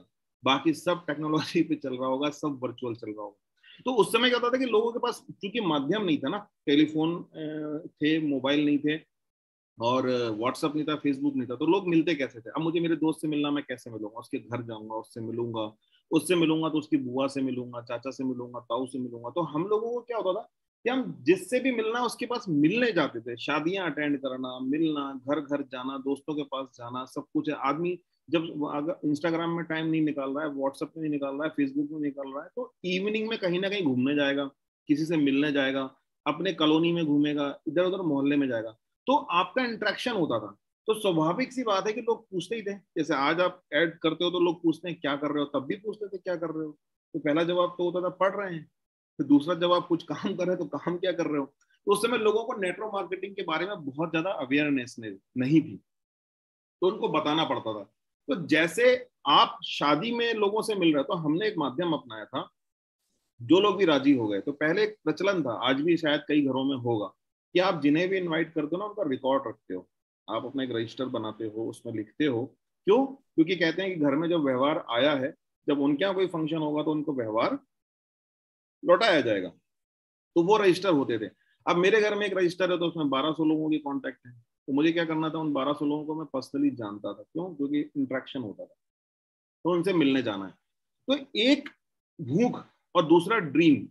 जैसे मैं आपको बताऊं कि हमारे यहाँ पे जब कोई कॉन्टेस्ट निकलता है ना, जैसे अपने यहाँ भी अभी एक कॉन्टेस्ट निकला हुआ है, एक मीट द चैम्प और एक गोवा कॉन्टेस्ट चल रहा है। तो एक तो ये था कि आप सब लोगों से मिलते रहते थे फिजिकली, इसलिए आप उनसे इंटरेक्ट कर पाते थे, उनके रिलेटिव से भी इंटरेक्ट कर पाते थे, क्योंकि उनके रेगुलर टच बना था आने जाने का। रक्षाबंधन है, फेस्टिवल है, होली है, दिवाली है। आजकल तो क्या है कि लोग फेसबुक में डाल देते हैं कि हैप्पी होली, हैप्पी दिवाली। हम लोग को 5-6 दिन लगते थे होली में, लोगों से मिलते मिलते खत्म नहीं होता। एक एक घर में जाकर के होली का विश करते थे, होली के पहले छोटी होली करते थे, घर घर जाके चंदा मांगते थे। तो हर कोई जानता था कि ये कौन है, ये कौन है, ये कौन है, सब कोई जानते थे। तो ये कल्चर था लोगों से बहुत ज्यादा एक दूसरे से मिलने का। फर्क क्या था कि उस समय प्लान और पेपर बहुत चलते थे। तो दो चीजों को हम लोगों ने हमेशा ध्यान रखा है। एक, अगर मैं कहूँ आज की डेट में, तो चर्चा और पर्चा, ये दो चीज ऐसी हैं कि जो हमेशा इस बिजनेस को बढ़ाती है, जो आज भी बढ़ाएंगी। दूसरा, एक होता है पागलपन, कि आपने किस ड्रीम से अपने आप को कनेक्ट किया है। तो ड्रीम एक इंपॉर्टेंट चीज होती है। जब आप कनेक्ट कर लेते हो तो आपको फिर आप दिन रात नहीं देखते हो कि आपको किससे मिलना है, कैसे मिलना है। ये कॉन्टेस्ट अभी आया है, तो किसी व्यक्ति के लिए होगा कि अचीव कर लेंगे, और किसी के लिए होगा कि ये कॉन्टेस्ट को अचीव करना उसके लिए जीने और मरने के समान बन जाएगा, कि मुझे करना ही करना है। तो ये एक फैक्ट मुझे समझ में आता है। Yes sir. और बाकी सर मतलब लाइक आज टेक्नोलॉजी इतनी एडवांस है, सोशल मीडिया इतनी एडवांस है, अप्लायंस भी, मतलब हर एक चीज, नेटवर्क मार्केटिंग भी बहुत एडवांस हो गया है। दार्जुम9 जैसी कंपनी में इतने अच्छे प्रोडक्ट आ गए हैं, इंफ्रास्ट्रक्चर इतना मजबूत हो गया है। तो मतलब लाइक इन चीजों को लेके आप क्या स्कोप देखते हैं, आप क्या फ्यूचर देखते हैं कि दार्जुम9 का आज के 2, 3, 4, 5, 8, 10 साल बाद मतलब लोगों के साथ क्या हो रहा होगा, किस लेवल पे होंगे लोग? देखो, अगर मैं अपना निचोड़ बताऊं इतने सालों का, तो मैं आपको एक चीज बताता हूँ कि दार्जुन9 में अगर मुझे खोज करने को बोला जाए, कि अगर मैं बैक, कहते ना कि क्या वो एक गजल है कि वो बचपन के दिन लौटा दो, ठीक है। अगर नेटवर्क मार्केटिंग के बचपन के दिन लौटाने वाला कोई ऑप्शन होगा, तो मैं दार्जुन9 से ही शुरू करना चाहूंगा काम, कि मुझे यही कंपनी करनी चाहिए। कई बार एक ऐसी चीज आती है कि जब आपको अवेयरनेस नहीं होती है जब तक, जैसे मैंने स्टार्ट किया था कि मैंने आपसे कहा था कि गलत होना और गलती होने में फर्क होता है। कि आप किसी मंदिर में जाते हैं तो अगर आप जूते चप्पल पहन के नहीं जाते, पर आपके साथ छोटा सा बच्चा अगर आपका जा रहा है और वो जूते चप्पल पहन के अंदर चला गया, तो कोई ऑब्जेक्ट नहीं करता है, बस इतना होगा ठीक है वापस ले आओ, उसके जूते चप्पल उतार दो। पर कोई बोलेगा बच्चा है, चला गया, छोटा है, कोई दिक्कत नहीं है। पर बड़ा व्यक्ति है वो नहीं जाएगा, उसको पता है कि नहीं जाना है। तो ऐसे ही है, बच्चा गलत नहीं है, गलती होगी। तो अब हम क्या सोचते हैं कि दार्जुनैन के बारे में अगर मैं बात करूं तो मैं आपको एक चीज ये दावे से बोल सकता हूं, आज आप ऑन रिकॉर्ड कर लो कि ये कभी भी आपको दिखाने का काम आएगा कि आने वाले समय में डायरेक्ट सेलिंग इंडस्ट्री में दार्जुनैन एक माइलस्टोन बनेगा और दो हिस्सों में ये इंडस्ट्री डिवाइड होगी। दार्जुनैन के पहले का डायरेक्ट सेलिंग इंडस्ट्री क्या थी और दार्जुनैन के बाद की डायरेक्ट सेलिंग इंडस्ट्री क्या थी, जैसे है ना ईसा पूर्व ईसा के बाद, तो ऐसे ही हो जाएगा ये बेंचमार्क। दार्जुनैन ने एक ऐसा बेंचमार्क खड़ा कर रहा है जो बियॉन्ड द इमेजिनेशन है, जो बहुत सारे लोगों को समझ में नहीं आ रहा है। जब मैंने भी इसका डिसीजन लिया था या मैंने इसका डिसाइड किया था, तो ज्यादातर लोगों ने मेरे डिसीजन को क्वेश्चन मार्क किया था कि क्या ऐसे प्रोडक्ट पे काम किया जा सकता है, क्या ऐसे बिजनेस मॉड्यूल पे काम किया जा सकता है। क्योंकि लोगों की थिंकिंग क्या थी, 5 लाख रुपए आ रहे हैं ना, मिट्टी भी बेच सकता हूँ। ये एक मतलब प्राउडली स्टेटमेंट कई लोग देते थे, और मेरे को लगता था कि ये स्टेटमेंट वर्थफुल नहीं है। मेरे को कभी भी ऐसे स्टेटमेंट अच्छे लगे ही नहीं। मेरे को इस टाइप के स्टेटमेंट के स्टेज में जाओ और बोलो कि कंपनी मेरी माँ है, मैं मिट्टी भी बेच सकता हूँ, चाय मार्केटिंग की तरह लगता था मेरे को कि आप स्टेशन में चाय बेच रहे हो और जिसने लेना है ले लिया, जिसने बेचना है बेच लिया, अपना रेवेन्यू खड़ा हो गया। मुझे लगता था कि हम प्रोडक्ट क्या दे रहे हैं, हम बिजनेस मॉडल में क्या है। लेकिन जब तक मैंने इस प्रोजेक्ट को नहीं देखा था, जब तक कि मैंने इस प्रोजेक्ट के बारे में जानकारी नहीं ली थी, मैं बेसिकली जितेंद्र जी को ऑलमोस्ट मैं समझता हूँ 8-10 साल से जानता था, और वो रेगुलर प्रोडक्ट पे काम कर रहे थे, कंटिन्यू प्रोडक्ट पे काम कर रहे थे। मैंने ये चीज देखी कि ये व्यक्ति लगातार काम कर रहा है, लगातार काम कर रहा है, लगातार काम कर रहा है, और कोई कमर्शियल एंगल नहीं है इसका बहुत ज्यादा। ऐसा कोई कमर्शियल एंगल नहीं है कि लालच आ रहा है तो मैं कुछ भी कर लूँ। बहुत सारे लोग आए कि आप प्रोडक्ट में थोड़ा सा अगर ये उलट फेर कर लोगे तो आपकी कंपनी में भी बड़ा काम हो सकता है, थोड़ा सा डागर साहब आप ऐसा कर लो तो और अच्छा हो सकता है, एक काम करो। तो इन्होंने कभी भी एक चीज, यही चीज को जो स्टैंड रखा कि मैं प्रोडक्ट से कंप्रोमाइज नहीं करूंगा। तो बहुत ठोक बजा के तराजू में 25 बार तौल के देख लिया कि ये आदमी प्रोडक्ट से कंप्रोमाइज करने को तैयार ही नहीं है। और दूसरी जगह हम क्या देख रहे हैं कि कोई भी कंप्रोमाइज करने को तैयार है। दूसरी जगह हम क्या देख रहे हैं कि हम उन्हें प्रोडक्ट सही करने को बोल रहे हैं। इवन मैं आपको बताऊं कि हम डायरेक्ट सेलिंग में ये बोलते हैं कि एटलीस्ट आपको सही प्रोडक्ट मिलेगा, बिल्ड प्रोडक्ट मिलेगा, नकली प्रोडक्ट नहीं मिलेगा। ब्रांडेड प्रोडक्ट के तो नकली होते हैं। लेकिन डायरेक्ट सेलिंग में भी ये प्रॉब्लम्स आने लगी थी कि लोग बोल रहे हैं, लिख रहे हैं प्रोडक्ट में कि ऑर्गेनिक है, चीजें हैं, बट वो ऑर्गेनिक है ही नहीं, नकली है। क्यों? उसके पीछे कोई ऑथेंटिसिटी है ही नहीं है, उसके पीछे कोई ऑथेंटिसिटी मार्क ही नहीं है। लेकिन क्या है, आम पब्लिक को नहीं पता, अवेयरनेस नहीं है। मुझे खुद को नहीं पता, आप आम पब्लिक की तो बहुत दूर की बात है। क्यों? क्योंकि हमने ज्यादातर अवेयरनेस कहाँ से ली? टीवी से। हमने टीवी से सीखा टूथपेस्ट में नमक होना चाहिए, हमने टीवी से सीखा कि विमल गुटखा खाना चाहिए, हमने टीवी से सीखा कि एक लड़की आती है वो मसाला डालती है उससे खुशबू बढ़िया आती है तो पूरा घर खुश हो जाता है, पति खुश हो जाता है, और उसमें ऐड आता है स्वाद स्वाद स्वाद।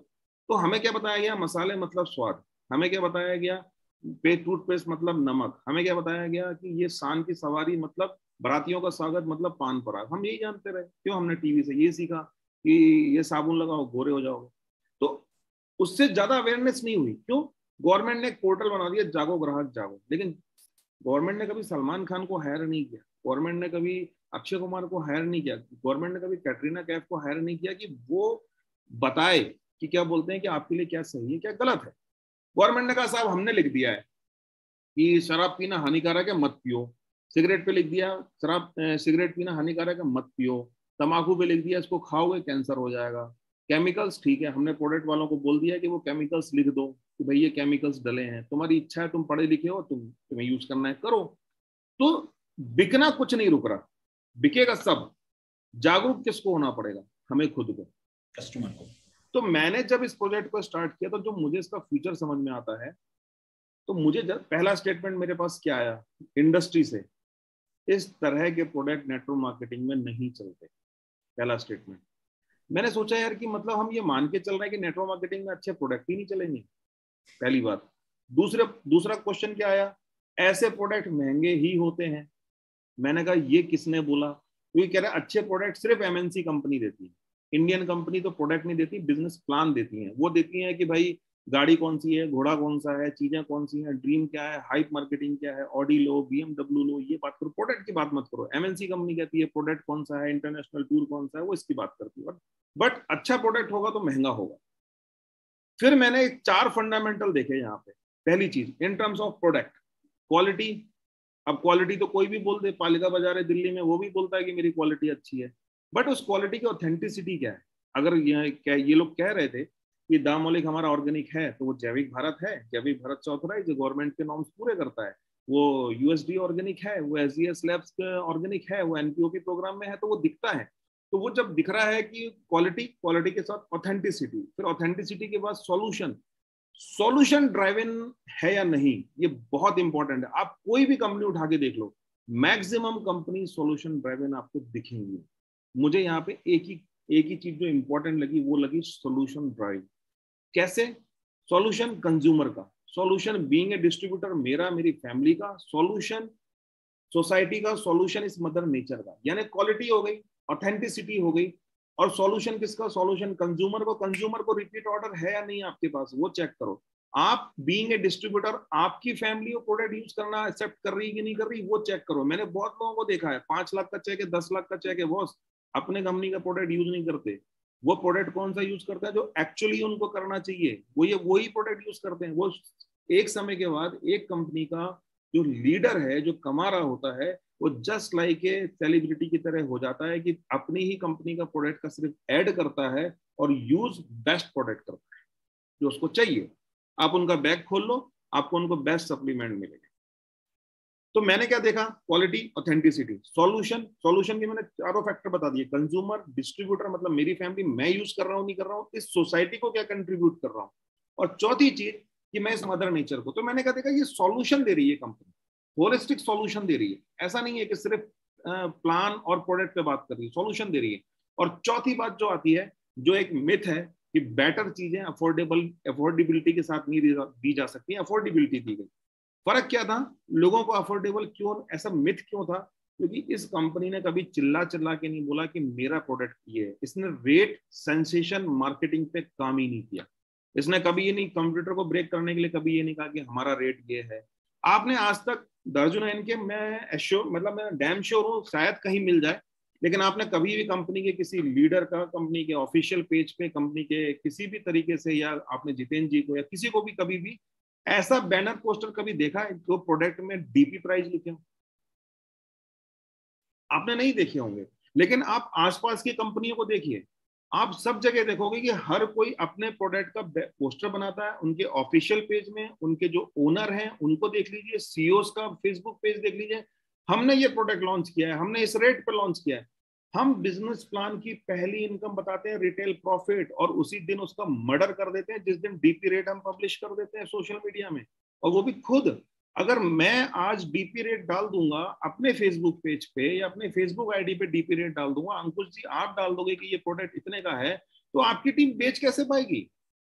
Yes sir. लेकिन उनको रेट सेंसेशन मार्केटिंग क्यों करना था? क्योंकि उनको ये कॉन्फिडेंस था कि उनका प्रोडक्ट रेट से बिकेगा, उनका प्रोडक्ट उनके प्रोडक्ट के सॉल्यूशन की वजह से नहीं बिकेगा। तो यहां पर कभी भी रेट सेंसेशन मार्केटिंग नहीं करी गई। हालांकि बहुत तगड़े और अच्छे प्रॉफिट हमने दिए और बहुत बढ़िया रेट पे दिया है। लोगों को यकीन ही नहीं है कि नॉन केमिकल सीरीज के प्रोडक्ट जो हैं वो इस रेट पे भी दिए जा सकते हैं। लोगों को यही बिलीव नहीं है, पर हम दे रहे हैं। और थैंक्स टू जितेंद्र सर की, उन्होंने इतनी अच्छी चीजें करी, और मैं उनको सच में बोल रहा हूँ कि अगर ये दार्जुनाइन कंपनी नहीं आती और खुदा ना खास्ता अपन भी कहीं ऊपर चले गए होते, तो ऊपर जाने के बाद अगर आती तो ऊपर से देखकर भी अफसोस करते कि आपने जिंदा रहते में क्यों नहीं आई भाई। कम से कम जाते जाते डायरेक्ट सेलिंग के लिए कुछ तो करके जाते। तो आज मैं यहाँ पे जो भी काम कर रहा हूँ, प्रैक्टिकली बता रहा हूँ मैं आपको, आज मैं यहाँ पे जो भी काम कर रहा हूँ ना, सिर्फ अपने सपने को पूरा करने के लिए कर रहा हूँ। और फाइनेंस सिर्फ एक पार्ट है, सिर्फ एक पार्ट है। और मुझे क्या लगता है कि जब आपको कॉन्सेप्ट क्लियर है और जब आपके दिमाग में चीजें क्लियर है, तो कैलकुलेशन तो अपना ऐसा है कि पैसा आपके पीछे खुद ब खुद आएगा। जो वेल्थ आप सोचते हो क्रिएट करने की, वो कर सकते हो, बट दिल से कनेक्शन करोगे, कॉन्सेप्ट को समझोगे तो ही आएगा। अगर कैलकुलेशन के पीछे भागते रहे तो नहीं आएगा। Yes sir. Sir Dagar sir का जिक्र आप बार बार कर रहे हैं, जितेंद्र डागर सर का। लाइक ये इंसान अपने प्रोडक्ट्स की क्वालिटी के साथ कॉम्प्रोमाइज करने को तैयार नहीं था। 9-10 साल आप ऑब्जर्व कर रहे थे, आफ्टर दैट आप इनसे मिले, आपने डिसाइड किया, इनके साथ आपने स्टार्ट किया। तो मतलब मैं ये थोड़ा सा पूछना चाहूंगा, मतलब क्या चीजें आपको ऐसे डागर सर के अंदर दिखी, क्या चीजें आपको ऐसी लगी, एंड किन बातों ने आपको इन्फ्लुएंस किया? आपका भी एक अच्छा खासा एक्सपीरियंस था, मतलब बहुत ऑप्शंस आपके पास अनडाउटेडली रहे होंगे, बहुत लोगों ने आपको बहुत कुछ कहा होगा, पैसा भी अनडाउटेडली ऑफर किया होगा, बहुत सारा पैसा भी, मतलब जो हम इमेजिन भी नहीं कर सकते। इन्वेस्टमेंट प्लान वाले भी डेफिनेटली आपके पास आए होंगे, और कि सिर्फ आपका नाम ही काफी था मतलब उन चीजों के लिए, क्योंकि आजकल लोग को देखते हैं ना सर, लोग डिस्ट्रैक्ट हो जाते हैं, लोग चले जाते हैं छोटी छोटी स्कीम्स देख के, मतलब कुछ भी आ गया ठीक है मार्केट में तो लोग निकल गए। तो मेरी टीम में सर एक्चुअली यूथ ज्यादा है, तो ऐसी चीजें ज्यादा होती है। तो मतलब ऐसा क्या आपको डागर सर के अंदर दिखा, किन क्वालिटीज को देख के आप इन्फ्लुएंस हुए, और क्या ऐसा था जिस मतलब जो पैसा भी नहीं हिला पाया आपको, कि या इतने बड़े ऑफर्स जो भी आपने बहुत इजीली रिजेक्ट कर दिया? सर इस पे थोड़ा सा कुछ बता सकते हैं? देखो, इसमें एक ना बहुत अच्छी बात है कि मैंने खुद ही डागर साहब को कई बार हिलाने की कोशिश करी थी कि वही हिल जाए नंबर 1।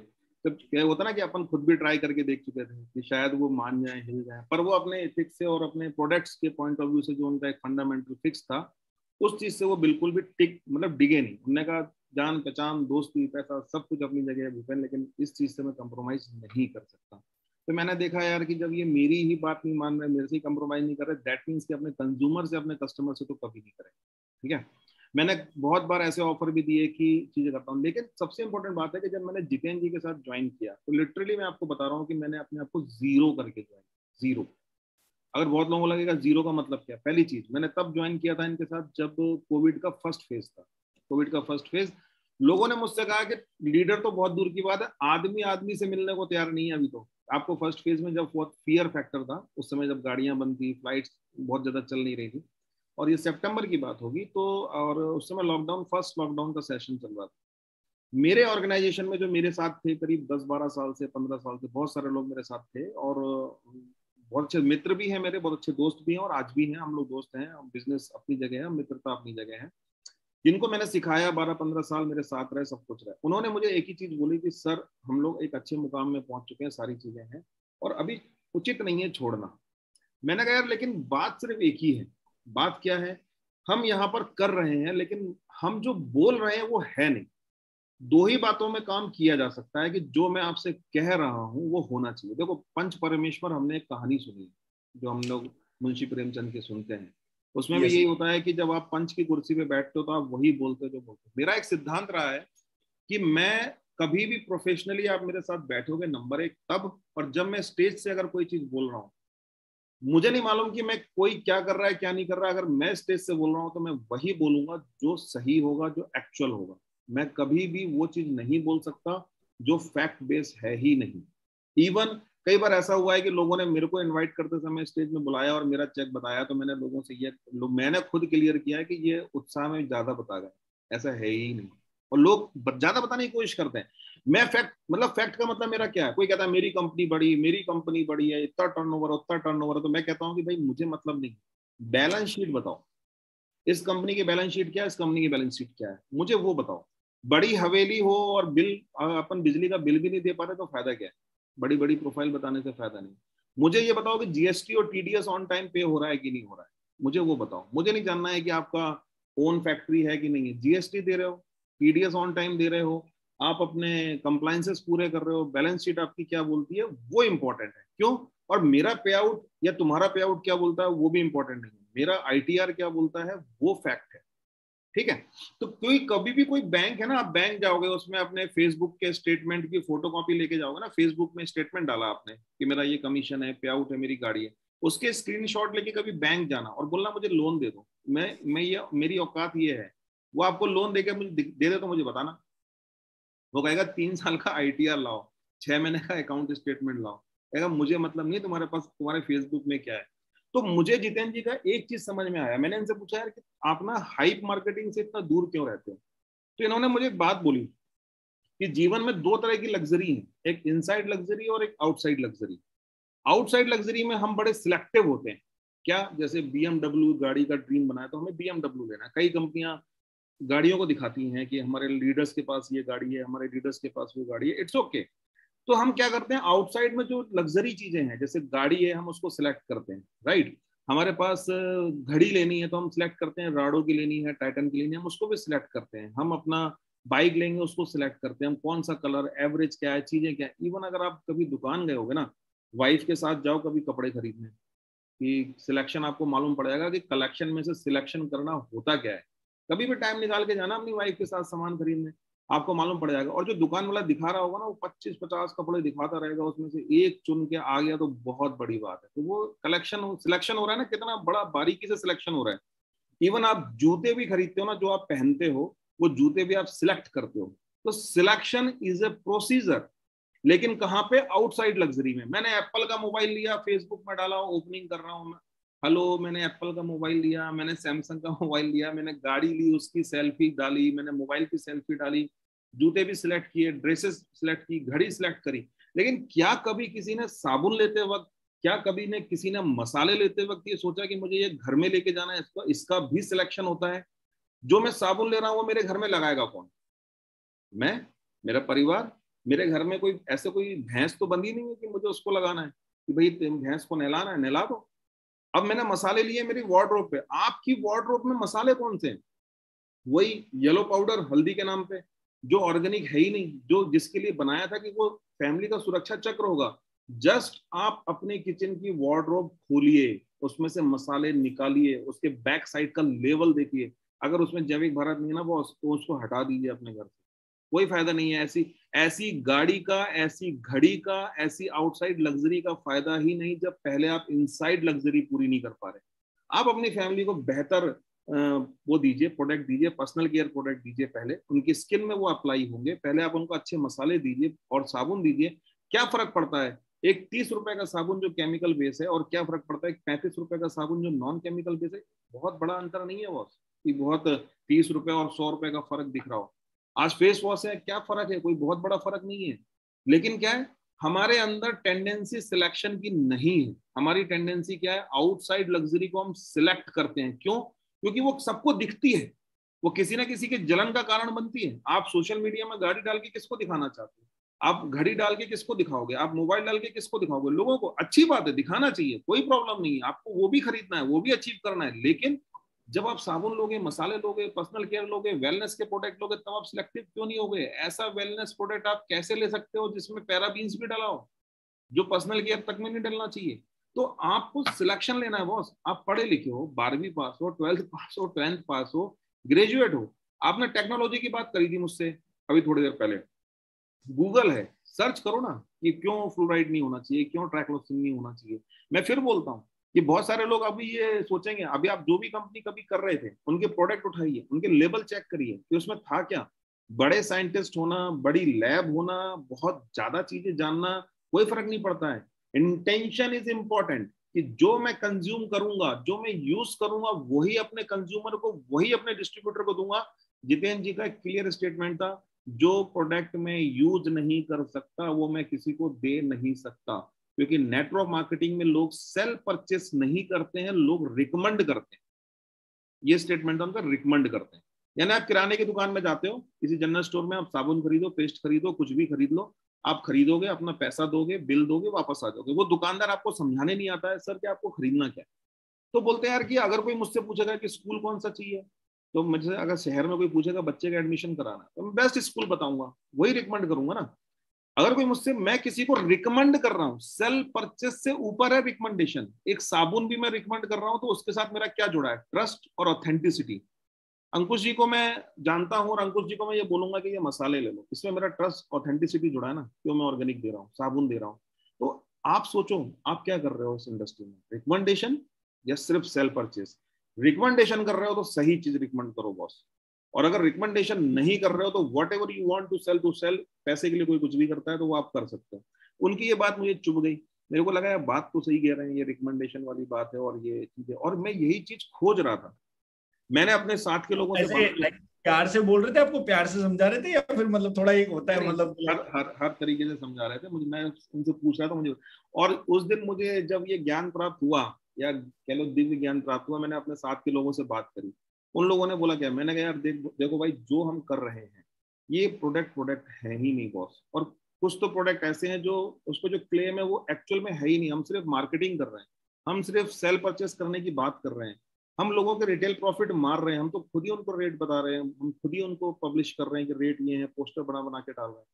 तो मैंने कहा इसको नहीं कर पाएंगे, तो हमने पहले जहां पर हम कर रहे थे पहले हमने वहां ऑप्शन दिया कि चीजों को ठीक कर लो या चीजों को सही किया जा सकता है, बट हमने ये देखा कि इंटरेस्ट नहीं है सही करने में, ज्यादातर लोगों को नहीं है। तो ज्यादातर लोगों ने क्या देखा, प्लान और प्रोडक्ट, सिर्फ उस पर बात हो रही थी, पर्पस खो रहा था, पर्पस हो नहीं रहा था। तो मैंने कहा अब this is the right time की अब चेंज नहीं, अब ट्रांसफॉर्मेशन करना होगा। तो वो ट्रांसफॉर्मेशन की फिर बात करी, मैंने अपने लोगों से बात करी, उन्होंने कहा कि फाइनेंस के मामले में बॉस अभी पे आउट आ रहा है, पेमेंट बन रहा है, कोविड का टाइम है। मैंने कहा कुछ भी हो, मैं अपने आप को जीरो करके भी डिसीजन ले चुका हूँ और मैं एक राइट डायरेक्शन में जाने को रेडी हूँ। तो मैंने उनको बहुत विनम्रता पूर्वक मतलब बाय किया, अच्छे से बातचीत करके हम लोगों ने तय किया कि आप लोग करो, और मैंने कहा मैं शून्य से शुरू कर लूंगा, लेकिन एक अच्छी चीज को मैं खो नहीं सकता, कि मैं इसको खो नहीं पाऊंगा। मैंने 20 साल इसलिए नहीं दिए हैं कि मैं जो चीज मैं फील कर रहा हूँ आज जो मुझे मिल रही है मैं उसको मिस कर दूं। तो आप लोगों को मैं एक चीज बता रहा हूँ, जिन जिन लोगों को आज कम एज में या शुरुआत में ये प्रोजेक्ट मिल गया है ना, आप लिटरली आप ब्लेस फील करोगे। आप आने वाले समय में, मेरा स्टेटमेंट मैं आपको बता रहा हूँ, आप बहुत ही अच्छा महसूस करने वाले हो और आप गौरवान्वित महसूस करोगे, प्राउड फील करोगे।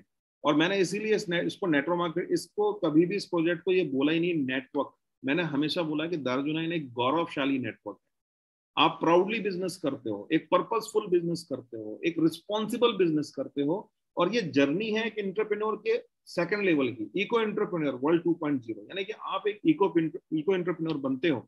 और जो ये एक ऑब्जेक्टिव है मिशन केमिकल फ्री, आप किसी के भी पास लेके जा सकते हो, किसी के भी पास, आप किसी के भी पास जाओगे, कोई व्यक्ति आपको ये नहीं बोलेगा कि आपका प्रोजेक्ट, आपका मिशन, आपका पर्पस जो है वो सही नहीं है। तो आपको सिर्फ क्या करना है, हर किसी के घर में दस्तक देनी है, हर किसी के घर में दस्तक देनी है, क्योंकि ये चीज किसी को मिस ना हो जाए। आपके नियर एंड डियर जो जानते हैं ना, उनके पास ये पहुंचेगी तो उनका बेनिफिट है, आपका सेकंड बेनिफिट है इनकम का, उनका फर्स्ट बेनिफिट है इस एनवायरमेंट का बेनिफिट है। तो एक चीज ठान लो कि घर घर, शहर में जितने घर है ना, सब में ठोक दो, दस्तक दे दो, घर घर जाना पड़े चले जाओ, एक बार बिना शर्मा शर्मी के पूरी ताकत लगा दोगे ना, ये सोचोगे कि शर्म नाम की कोई चीज ही नहीं होती, जो मैं आपको बता रहा हूँ जो मैंने किया था।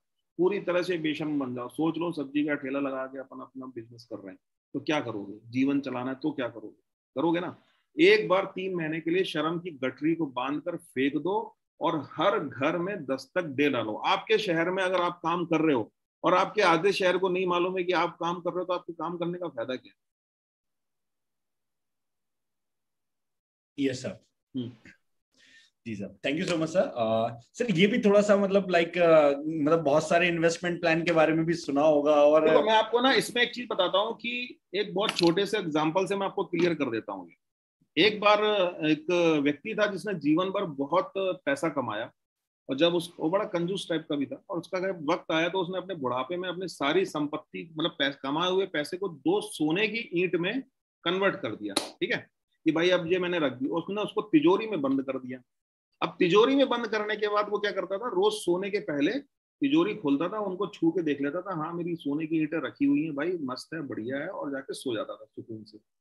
धीरे धीरे वो बुजुर्ग तो था ही, धीरे धीरे उसकी आंखें खराब होने लगी, आंखें खराब हो गई। तो उसने क्या किया कि अपने बेटों से बोला कि भाई मुझे ले चलो तिजोरी के पास रोज, तो वो रोज लेके जाते थे, वो रोज छू के देखता था। ठीक है, अब बेटों को समझ में आया कि पिताजी ये पता नहीं, हम लोग तो कुछ कर नहीं पा रहे हैं। तो धीरे धीरे उन्होंने एक सोने की ईंट निकाली और उसकी जगह लोहे की ईंट रख दी, सेम टू सेम। देख तो पाएंगे नहीं, ठीक है साहब, अब उससे खर्चा चल रहा है, सब कुछ हो रहा है, सारी चीजें हो रही है, और वो रोज छू रहे हैं। फिर उन्होंने दूसरी ईंट भी निकाल दी, दूसरी ईंट भी निकल गई। अब वो दोनों ईंटें कंज्यूम होती रही, और वो दोनों ईंटें रखी रही, और बुजुर्ग रोज अपना हाथ से छूते रहे। एक समय ऐसा आया, कुछ समय बाद, एक 2 साल बाद, कि उनकी तबीयत खराब हो गई और बिस्तर पे लेट गए। उनका बढ़िया मित्र मिलने आया उनसे, और पुराना मित्र था बचपन का, हालचाल पूछे। तो उसने कहा हालचाल तो ठीक है, अब उस दिन बेटे नहीं थे। उसने कहा मेरा एक काम कर देगा क्या, क्या मुझे उठा के ले चल, मुझे तिजोरी तक जाना है। कह रहा क्यों, कह रहा वहां मेरी सोने की ईंटें रखी, उन्हें छू के देखना है सब सही सलामत है कि नहीं। तो वो मित्र ले गया। अब मित्र जैसे ही लेके गया तो उसने जैसे ही खोला तो मित्र ने देखा ये तो लोहे की है, उसको तो लोहे की दिख गई। तो उसने उसको बताया, जिसकी आंखें नहीं थी, अपने दोस्त को, कि भाई ये तो लोहे की ईंटें हैं जिनको तो छू के रोज सो रहा है सोने की समझ के। ये सुनते ही उसको हार्ट अटैक आ गया और मर गया। और जब तक वो छू रहा था, जब तक वो महसूस कर रहा था कि ठीक है सोने की है लोहे की नहीं है, तब तक वो बड़ा प्रसन्न था 2 साल तक। देखिए ये जो बिजनेस प्लान आते हैं ना, आप एक बात समझना, कि क्या कभी आपने नोटों का एडवर्टीजमेंट करते हुए देखा किसी सेलिब्रिटी को कि भाई रिजर्व बैंक ने नोट छापे हैं, तुम भी ले लो 2000 के नोट, 500 के नोट, 100 के नोट ले लो? कभी कोई सेलिब्रिटी ऐड करता है क्या? नहीं नो करता ना। सर। ये एक मैथमेटिक्स है बॉस, एक सिंपल कैलकुलेशन है। ये आप कर कैसे सकते हो? इसमें ये बात बिल्कुल तय है कि इस गेम में हमेशा कुछ लोग कुछ चीजें उठाएंगे और कुछ लोग उसके साथी बनेंगे, कुछ लोग लॉस करेंगे। ये तय मान के चलो कि इसकी डेस्टिनी फिक्स है, कि होना क्या है, हश्र क्या होना है वो फिक्स है। हर एक को क्या लगता है, ऐसा तो क्या है कि आप चले जाओ, आप कैसीनो में खेलो, कैसीनो में आप चले जाओ, वहां भी आपको लॉस बेनिफिट हो सकते हैं, आप किसी भी प्रोबेबिलिटी में जा सकते हो। लेकिन ये बात तय मान के चलो, एक होती है फिक्स प्रोबेबिलिटी कि जिसमें आप मेहनत करोगे, आप काम करोगे तो ये चीज हासिल होगी। एक ऐसी प्रोबेबिलिटी होती है कि जिसमें लग गया तुक्का तो लग गया, नहीं लगा तो नहीं लगा। लेकिन आप कितने लोगों को इन करके वो तुक्का लगाओगे? मेरे को आज तक समझ में नहीं आया कि ज्यादातर बिजनेस प्लान जो मैंने इस तरह के देखे हैं उसमें होता क्या है, कि आपको बताया क्या जाता है कि बैंक से नोट कैसे बनता है, नोट कैसे छपता है, आपके पास कैसे नोट आता है, सब कुछ बताया जाता है। लेकिन जब देने की बारी आती है तो वो कहते हैं रामलाल एंड श्यामलाल कंपनी की एफडी मिलेगी, ठीक है, वो फिर एसबीआई की नहीं मिलेगी। फिर जब देने की बारी आती है तो फिर वो 2000 का नोट नहीं मिलता, 2000 के नोट की कलर फोटो कॉपी मिलती है, 2000 की स्टोरी बताई जाती है नोट की और दी जाती है कलर फोटो कॉपी। तो अगर कोई व्यक्ति ऐसा करता है या बताता है, तो मैं पहली चीज तो बता दूं कि नेटवर्क मार्केटिंग का या डायरेक्ट सेलिंग का उदय जो है वो कभी भी इस तरह के मॉड्यूल के लिए, कॉन्सेप्ट सेलिंग के लिए, इन टर्म्स ऑफ फाइनेंस के लिए तो हुआ ही नहीं। क्योंकि आपने आज तक क्या बताया है, फैक्ट्री में माल बनता है, तो ये माल कहाँ बनता है भैया? प्रेस नोट छपता है, ठीक है, नोट छप के किसके पास आता है? आरबीआई, आरबीआई के पास बैंक में मिडिल मैन कौन है? उसका कमीशन जो बचा वो आपको 100 रुपए में 30% का कमीशन बचता है जो आपको दिया जाता है। जीएसटी टीडीएस वो डिफरेंट थिंग है। तो मुझे एक चीज समझने की बात है कि देखो, अगर आप एक पर्सनल रिस्क ले रहे हो, पर्सनल रिस्क ले रहे हो ना, वो आपकी चॉइस है। लेकिन जब आप रिस्क में सबको इन्वॉल्व करते हो तो फिर वो चॉइस नहीं रह जाती, फिर वो परमानेंट रिस्क बन जाता है। तो ये मैं अपने एक्सपीरियंस से ये बोल सकता हूँ कि आप कुछ भी करोगे, किसी की तत्कालिक सक्सेस को देख के कभी कभी लगेगा, मेरे सामने बहुत सारे लोग ऐसे हैं कि जब मैं इंडिगो इंडिगो गाड़ी जब मैंने ली थी तो मेरे ही डाउन टीम के कुछ लोग आए थे, गुरुजी आपका आशीर्वाद लेने आए, मर्सिडीज ले लिए, और यही तथाकथित जो बिजनेस प्लान की बात कर रहे हो वो करके। ऐसा नहीं है, आप सोचो कि ये बिजनेस प्लान अगर आप कर सकते हो या इस तरह के बिजनेस प्लान से कोई अट्रैक्ट हो सकता है, तो इस आपसे पहले तो वो ऑप्शन हमारे पास है। हम जब इंडस्ट्री में घूम फिर रहे हैं तो उससे बड़े ऑप्शन हैं, और अगर आज सोच लें तो उससे भी बड़े ऑप्शन हमें मिल जाएंगे। क्यों नहीं मिल जाएंगे?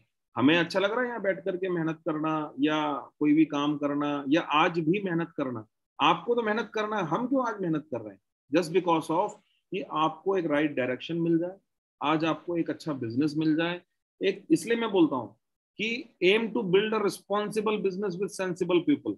ये सब तो चलता रहेगा, बट आप कौन सा बिजनेस डेवलप करना चाहते हो वो आपके हाथ में। कोई भी माँ बाप अपने बच्चों को क्या संस्कार देते हैं, वो सबसे बेहतर संस्कार देना चाहते हैं। लेकिन कोई आतंकवादी बनता है, कोई आर्मी में जाता है, कोई कहीं जाता है, लेकिन माँ बाप कभी किसी को ख्वाहिश नहीं रखते कि उनका बच्चा आतंकवादी बने। माँ बाप कभी ख्वाहिश नहीं रखते कि उनका बच्चा फेल हो जाए। वो हमेशा चाहते हैं कि वो हमने जो संस्कार दिए हैं वो उसको अच्छे रहें, वो अच्छे से काम करें। ऐसी एक डायरेक्ट सेलिंग इंडस्ट्री में इतने साल एक्सपीरियंस होने के बाद मैं एक ही चीज बोल सकता हूँ कि आप एक सेंसिबल पर्सन अगर हैं तो एक रिस्पॉन्सिबल बिजनेस करिए। सोसाइटी के लिए आपकी एक रिस्पॉन्सिबिलिटी है, अपने घर वालों के लिए आपकी एक रिस्पॉन्सिबिलिटी है। कम में कभी कभी काम चला लेना, लेकिन ऐसा ना हो कि कुछ ऐसा कर लेना कि लाइफ में हमेशा के लिए हमें अफसोस हो। तो ये ईंट जो दिखती है सोने की, एंड ऑफ द डे ये लोहे की आपको मिलेगी। ये आप तय मान के चलो। समय लग सकता है, प्रोसीडिंग लग सकती है, जैसे यहाँ पर ये है ना, आपने तय कर लिया कि आपको सक्सेस चाहिए तो वो फिक्स है, प्रोसीडिंग लगेगी। ऐसे ही वहां पे सोने की ईंट जो है वो लोहे की तय है। किसी ना किसी की तो लोहे की होगी, तब जाके किसी की सोने की होगी। जी सर, जी सर, थैंक यू सर।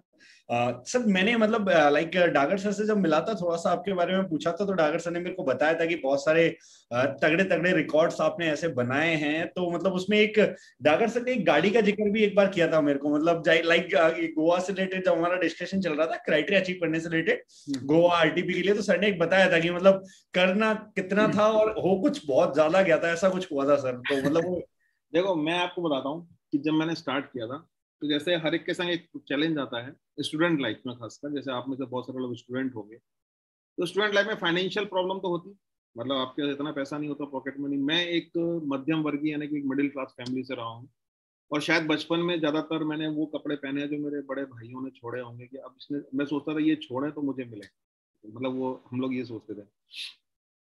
पापा मेरे जो फादर हैं वो एक सेंट्रल गवर्नमेंट एम्प्लॉय रहे हैं, अच्छी पोजीशन में रहे हैं, लेकिन हर एक का अपना एक काम करने का तरीका होता है, उन्होंने ऑनेस्टली काम किया। और उनके पास एक बजाज स्कूटर होता था उस समय, आपने सुना हो। तो ये बजाज स्कूटर की एक खासियत थी, ये झुका झुका के स्टार्ट होता था, इसको झुकाओ फिर किक मारो, फिर झुकाओ फिर किक मारो, ऐसे स्टार्ट होता था। और मैंने काम उस समय स्टार्ट किया था। अब मेरे पास भी फाइनेंशियल प्रॉब्लम्स थी कि पैसे कहाँ से आएंगे, ट्रैवल करना है, सब कुछ करना है, बस से जाना है। हम लोग तो क्या करते थे ना, फिर ऐसे लॉज वगैरह जा रहे हैं, कोई छोटा सा रूम लिया 100-150 रुपए का, 200 रुपए का, तो अपनी चादर ले गए, रूम फ्रेशनर थोड़ा सा ले गए, अगरबत्ती ले गए, थोड़ा सा उसको बिछा के माहौल ऐसा बना दिया कि थोड़ा ठीक ठाक सा दिखे लगे। और क्या होता था इसमें कि मैंने PMRY भी लिया, प्रधानमंत्री रोजगार योजना से लोन भी लिया था 75,000 रुपीज का, बिजनेस को करने के लिए, कि भाई मैं बेरोजगार हूँ, मुझे बिजनेस करना है तो मुझे पैसा दिया जाए। मैंने अपनी गर्लफ्रेंड का क्रेडिट कार्ड भी यूज किया था, उस क्रेडिट कार्ड का बिल चुकाने के चक्कर में मुझे शादी भी करनी पड़ी, कि नहीं चुका पाया तो उसके बदले मैरिज भी की। ये तो खैर, ये तो मजाक है, लेकिन एक्चुअली में क्या हुआ कि जब मेरे फादर का रिटायरमेंट का टाइम आया, राइट, तो उस समय एक कॉन्टेस्ट निकला था हमारी कंपनी में, जिस कंपनी में मैं था, उसमें कॉन्टेस्ट था कि अगर आप 3 महीने में 75 लाख बीवी कर लेते हो तो आपको एक इंडिगो गाड़ी मिलेगी, ठीक, और एक 35 लाख बीवी कर लेते हो तो आपको अल्टो गाड़ी मिलेगी। और ऐसे ही कुछ 1-2 रिवॉर्ड्स और थे, मतलब 10 लाख बीवी से स्टार्ट थे, 10 लाख बीवी, 15 लाख बीवी, 30 लाख, 35 लाख, 75 लाख। और मेरे डैडी का रिटायरमेंट आ गया था और उनके पास बजाज स्कूटर था, मैं काम करने लगा था, तो मेरे अंदर एक चीज आई कि यार अपन एक 26-27 साल के लड़के हो गए हैं, पिताजी रिटायर हो रहे हैं, इनके पास बजाज स्कूटर है, इन्होंने 16 साल अपन को पढ़ा, 5वीं कराई, 10वीं कराई, 12वीं कराई, ग्रेजुएशन कराई, और लाना था अपनी जिंदगी में, अगर क्या बोलते हैं, ये बुढ़ापे में भी बजाज स्कूटर को झुका झुका के किक मारते रहेंगे। लेकिन करें क्या, ख्वाहिश तो है, ड्रीम तो है, कुछ देना है, क्या करूं क्या करूं क्या करूं। उसी समय कंपनी का ऑफर आ गया। अब ऑफर मैंने देखा 75 लाख बीवी। अब मेरा क्या चल रहा था उस समय, बिजनेस अप्रोक्सीमेटली 2.5-3 लाख बीवी के आसपास चल रहा था। अब ये एक चैलेंज था कि 3 महीने में 75 लाख बीवी, चल रहा है 2.5 से 3 लाख। अगर वो 75 लाख बीवी में कर लेता हूँ तो मेरे दिमाग में एक ही चीज आई कि मैं वो स्कूटर जो है बजाज स्कूटर, उसको मैं शिफ्ट करा दूंगा डैडी के रिटायरमेंट के टाइम, और उनका 3 से 4 महीने में रिटायरमेंट होना था, और उनको ये गाड़ी दे दूंगा। यार अब आप बुजुर्ग हो गए हो, आपने हमको बचपन में गाड़ी दिलाई है, खिलौने दिलाए हैं, सब कुछ दिलाया है, पढ़ाया है, और आपके बुजुर्ग होते हुए अगर मैं कुछ ना कर पाया आपके लिए, तो मेरे लिए लाना था। तो मैंने वो दिन काउंट किए, 90 दिन, एक बोर्ड बनाया, उसमें लिखा 90 डेज मेरे पास है, मेरा सपना, मुझे मेरे पिताजी को गाड़ी देनी। बॉस एक ही चीज है जो मैंने कहा ना, आधे शहर को ना मालूम पड़े आप काम कर रहे हो तो कोई फायदा नहीं। मैंने जीवन में जिसको भी जानता था, जैसे भी जानता था, कोई अमीर है, गरीब है, कौन है, क्या है, आप जैसे मेरे मित्र, अंकुश जी आपको करना, अंकुश जी आप किसको जानते हो, मुझे लिस्ट बनानी है, मेरे को आप चलोगे चलोगे, नहीं चलोगे मैं जाऊंगा, कोई दिक्कत नहीं है। मैंने सिर्फ एक ही चीज जानी लाइफ में, मुझे एक ही चीज करना था, show the plan, 1 to 1 show the plan, show the plan, home meeting, weekly meeting, meetings and meetings. 90 days में मुझे नहीं मालूम है कि मैं कितने दिन सोया, मुझे नहीं मालूम है कि मैंने कितने प्लान दिए। मैंने, आप बिलीव नहीं करोगे कि एक दिन में 60-60, 70-70 1 to 1 प्लान भी दिए, 1 to 1। मेरे ऐसे पेज भर जाते थे, उंगलियां ये रगड़ जाती थी और ये दिक्कत होने लगती थी कि क्या होगा। कई बार ऐसा होता था कि रात तक प्लान चल रहे हैं और कोई लोग अर्ली मॉर्निंग आ गए, 2-1 रात सो भी नहीं पाए, ऐसा भी हुआ। लेकिन माइंड में क्या था, गाड़ी, अगर हाँ मुझे गाड़ी लेनी होती तो हो सकता है कि मैं कंप्रोमाइज कर लेता। मैं एक भी चीज अपने आप से कंप्रोमाइज करता था ना, शीशे में देखता था तो मुझे लगता था मैं बेईमानी कर रहा हूँ, पिताजी की गाड़ी नहीं दे पाऊंगा, मैं अपने आप से बेईमानी कर रहा हूँ। तो मैंने वो 90 दिन पूरी ताकत से लगाए, लेकिन एक चीज स्ट्रेटजी बनाते, ऐसे नहीं, बेवकूफों की तरह नहीं कि लेकर के चले गए और अपना दीवार पे सर फोड़ने लगे। स्ट्रेटजी बनाई, कितने बिजनेस मॉड्यूल हैं, कितने प्लान देने होंगे, कितने प्लान देने से कितना बिजनेस आ सकता है। क्योंकि आप भी जानते हो सर, कैलकुलेशन है ना, फैक्ट है। केवल मतलब ड्रीम से कुछ नहीं होता है। जब आपके पास फिगर नहीं है, ट्रैकिंग नहीं है, आपके पास कोई कैलकुलेशन नहीं है, क्या करोगे आप? आपको इस महीने का 5 लाख का बीवी करना है, आपका आज तक का कितना हो गया, आपके पास ट्रैकिंग होनी चाहिए, आपके पास कैलकुलेशन होना चाहिए। 18 दिन बचे हैं, कैसे होगा? कितने बिजनेस, 1000 बिजनेस प्लान जब होंगे टीम में, तो कितने बिजनेस प्लान कन्वर्ट होंगे? ये एक सिंपल सा कैलकुलेशन है। मेरी टीम में अगर मैं अकेला कितने प्लान देता हूँ, सारे लोग मिलकर, तो मेरे को एक ही चीज थी कि मेरी ऑर्गेनाइजेशन में जो भी टीम है, क्या वो 10 टाइम्स बिजनेस प्लान दे सकती है? क्या मैं उनको वहां तक ले आ सकता हूँ? तो मैंने ये मीटिंग करी कि मुझे ये टारगेट हिट करना है, और अगर मैं ये टारगेट हिट करता हूँ तो नीचे के जो सारे ऑप्शन है वो टीम के भी हिट होंगे, बहुत सारे लोगों के ड्रीम पूरे होंगे। उसमें ऐसे लोग भी थे जिन्होंने ये जीवन में नहीं सोचा था कि वो बाइक लेंगे, उनकी बाइक हो गई। किसी ने ये नहीं सोचा था कि उसकी छोटी अल्टो होगी, वो हो गई। और जब मैंने 30 दिन जब 90 डेज जब क्लोज हुए थे, तो मेरा बिजनेस जो टारगेट था 75 लाख बीवी, और लिटरली मैंने हिट किया था 1.5 करोड़ बीवी, और वो मेरा माइलस्टोन था। वहीं से मैंने जंप ली थी, वहीं से छलांग लगाई थी। और मैं आज थैंक गॉड कि मैं मतलब ये सोचता हूँ कि यदि आज कोई भी जो यूथ है ना, ऐसा कोई ड्रीम पकड़ ले जो उसको अपने माँ बाप के लिए करना हो, वो अपनी जान लगा सकता है। कोई भाई अपनी बहन के लिए ड्रीम, अपने लिए ड्रीम पकड़ने में कई बार ना हम लोग ना चालाकी कर लेते हैं, क्योंकि हमने नेटवर्क मार्केटिंग में क्या सीखा हुआ है, बी योर ओन बॉस बोलते हैं हम। Yes sir. और हम अपने सबसे बुरे बॉस बन जाते हैं। क्यों? मैं ही अपना बॉस हूँ, प्लान देने गया तो भी ठीक, नहीं देने गया तो भी ठीक, तो मैं मेरा अच्छा बॉस हूँ या बुरा बॉस हूँ? हमने सिर्फ लोगों को क्या बोल दिया, अब अपने बॉस बन जाओ। तो उन्होंने कहा बॉस बनने का मतलब क्या है, जूते वूते पहनो, टिकटॉक 2 जूते रखो अमिताभ बच्चन की तरह टेबल पे और खटाक से बैठ जाओ, मस्त बैठे हुए अपन बॉस बन गए, है ना, दीवार पिक्चर की तरह। नहीं, अब मैं मेरा बॉस हूं, तो क्या मैं बीइंग ए बॉस खुद को गाइड कर रहा हूं कि मैंने आज क्या किया?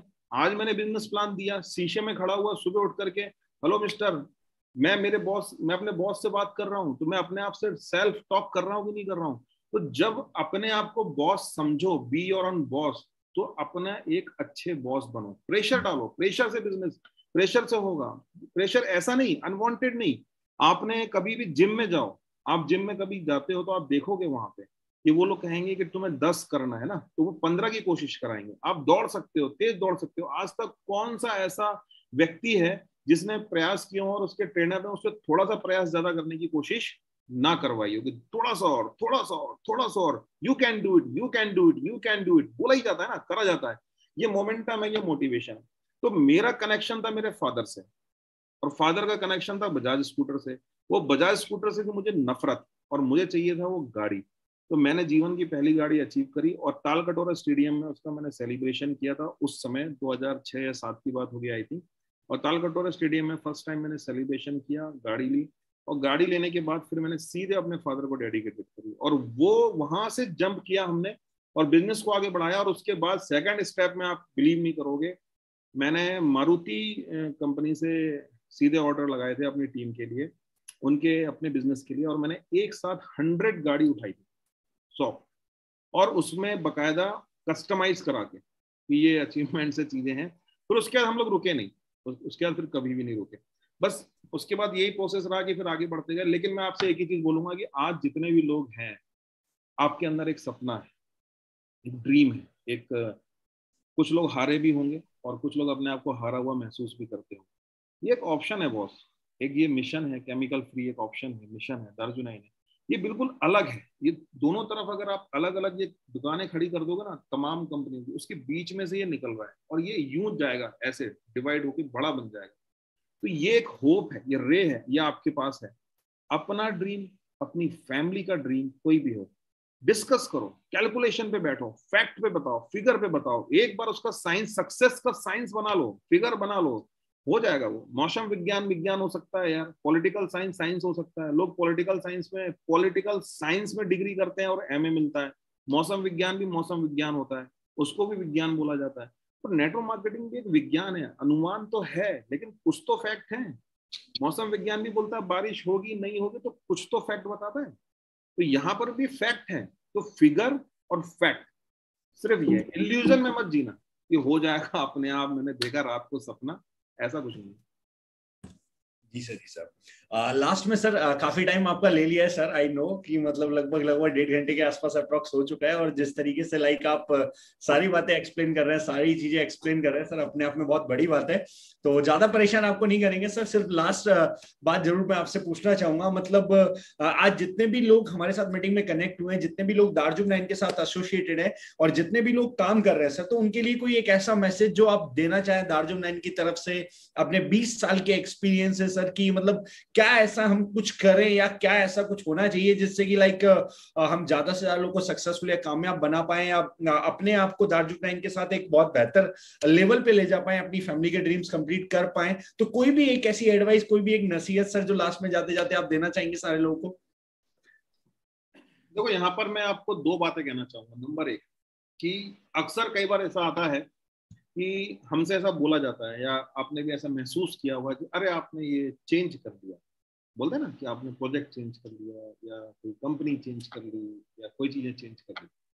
पहली चीज तो, आप जब यहाँ पर अगर आए हो, फ्रेशर हो, वेल एंड गुड, आप अपने आप को ये मान के चलना है कि आपका लाइफ का सबसे बड़ा और सबसे बेस्ट डिसीजन ये हुआ। मैं इसलिए नहीं बोल रहा हूँ कि मैं दार्जुन 9 में हूँ या कुछ हूँ, मैं ये कॉन्सेप्ट और कैलकुलेशन के बिहाफ पर बोल रहा हूँ कि कॉन्सेप्ट और कैलकुलेशन के, आप इंडस्ट्री में किसी भी प्रोजेक्ट को सामने ला के रखो, किसी भी प्रोजेक्ट को, मैं ऐसी बात नहीं कर रहा हूँ कि इसको उसको या इसको, कॉन्सेप्ट और कैलकुलेशन में इससे बेस्ट कोई भी प्रोजेक्ट आपको नहीं मिलेगा। ये मैं बिल्कुल नम्रता पूर्वक ओपन प्लेटफॉर्म पे बोल रहा हूँ। अगर कोई व्यक्ति को ये लगता है वो है, तो वो लेट्स टॉक, हम लोग एक ऑनेस्टली डिस्कशन करेंगे।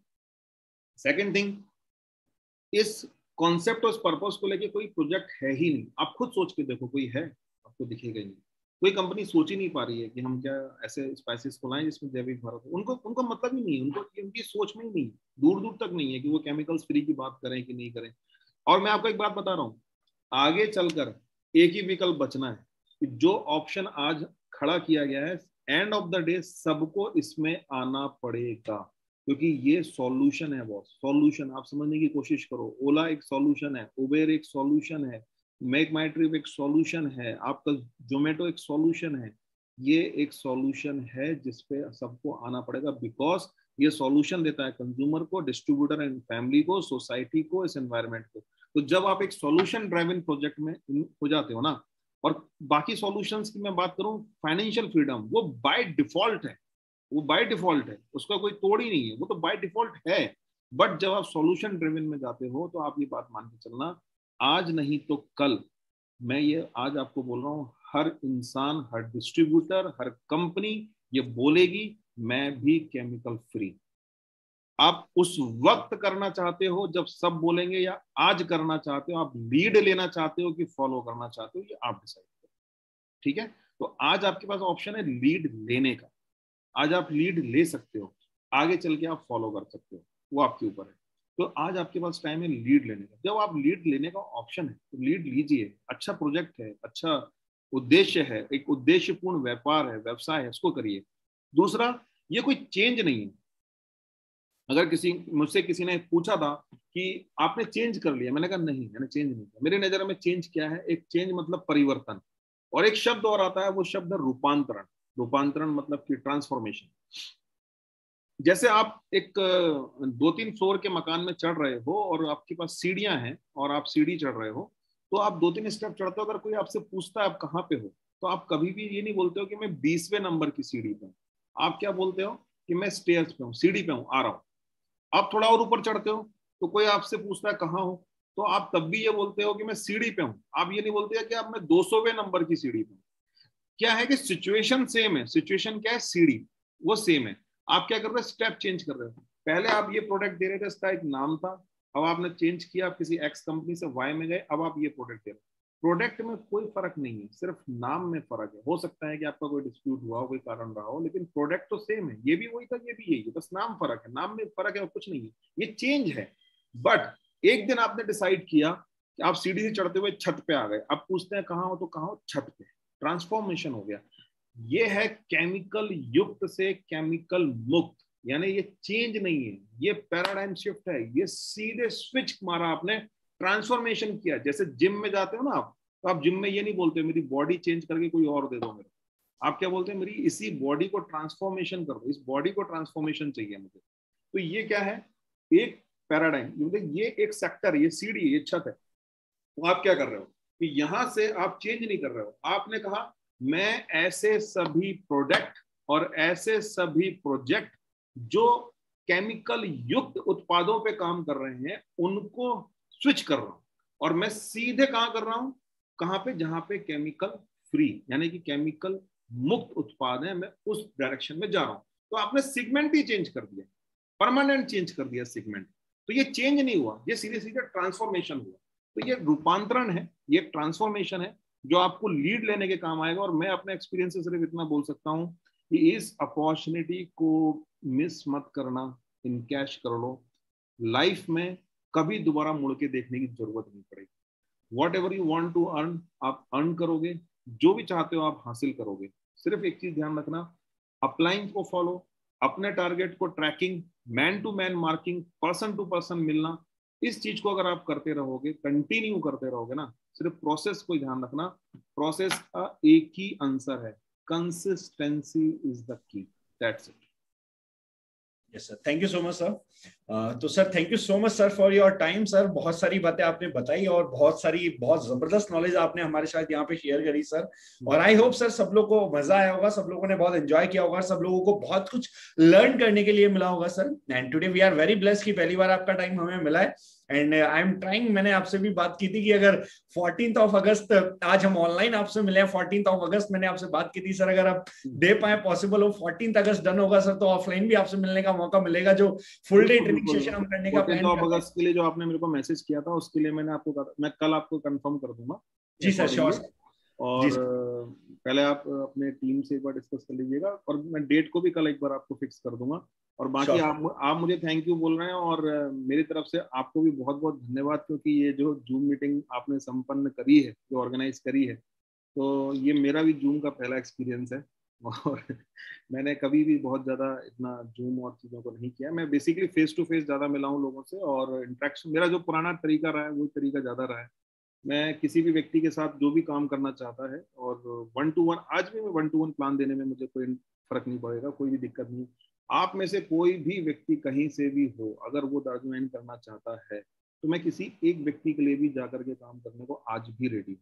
मुझे उससे कोई फर्क नहीं पड़ता है कि मुझे कोई माहौल चाहिए या हजारों लोग चाहिए। एक व्यक्ति के अंदर चिंगारी है, वो कहता है मेरे अंदर चिंगारी है सर, काम करना, कोई नहीं समझ में आ रहा, मैं आपके साथ हूँ। मैं एक व्यक्ति के साथ 1 to 1 काम करने में भी आज अच्छा ही महसूस करता हूँ, कोई बुराई नहीं। और मैं कल आपको बताऊंगा। एंड थैंक यू, आपने मुझे मौका दिया, उसके लिए thank you. Thank you so much sir. और वी आर वेरी ब्लेस्ड कि सर इतने पवित्र दिन के दिन आपको सुनने का मौका मिला है। And wish you very happy Guru Purnima sir. आप भी यहाँ पे, डागर सर भी यहाँ पे प्रेजेंट है, तो दोनों को ही मैं गुरु पूर्णिमा विश करना चाहूंगा सर, पूरी टीम की तरफ से, पूरे ग्रुप की तरफ से sir. And thank you so much once again sir. Definitely जो सर बातें आपने बताई उनको हम इम्प्लीमेंट करेंगे और अपने काम को डेफिनेटली नेक्स्ट लेवल पे लेके जाएंगे सर। और डेफिनेटली सर आपको प्राउड फील करने का मौका देंगे, जो सपना आपका है सर, जो ड्रीम आपका है, डेफिनेटली इसमें बहुत बड़ा, ये अंकुल जी अगले 18 दिन की क्लोजिंग में मालूम पड़ेगा। Yes sir, definitely sir. तो हर दिन को हमको यूज करना है और अगले 18 दिन तगड़ी बैटिंग करनी है। Definitely sir. Thank you so much sir, thank you so much. Okay bye sir, thank you so much. So guys, ये थे हमारे बीच में कंपनी मैनेजमेंट से, दार्जुनाइन मैनेजमेंट से भूपेंद्र गौर सर, जिन्होंने इतना जबरदस्त नॉलेज, इतना जबरदस्त एक्सपीरियंस और इतनी सारी बातें हमारे साथ शेयर करी। So how was the session, कैसा लगा सेशन? सबसे पहले तो सब लोगों से मैं चैट बॉक्स में जानना चाहूंगा। और सेशन अगर जबरदस्त लगा तो एक चीज और जरूर मैं आप लोगों से चाहूंगा, आज इंस्टाग्राम पे जाके like Jitendra Dagar sir, Bhupendra Gaur sir, दोनों अपलायंस को टैग कीजिए। और सर का लाइक इंस्टाग्राम भर जाना चाहिए। जितेंद्र डागर सर, भूपेंद्र गौर सर, अंकुश मीणा सर, सब लोगों को टैग कीजिए। सर का इंस्टाग्राम पूरा भर जाना चाहिए एकदम, मतलब सर को पता लगना चाहिए कि अगर सर से हमने इतनी मेहनत करवाई है कि पहली बार सर ने जूम सेशन लिया है किसी टीम का, और वो भी पहले हमें करवाने वाले।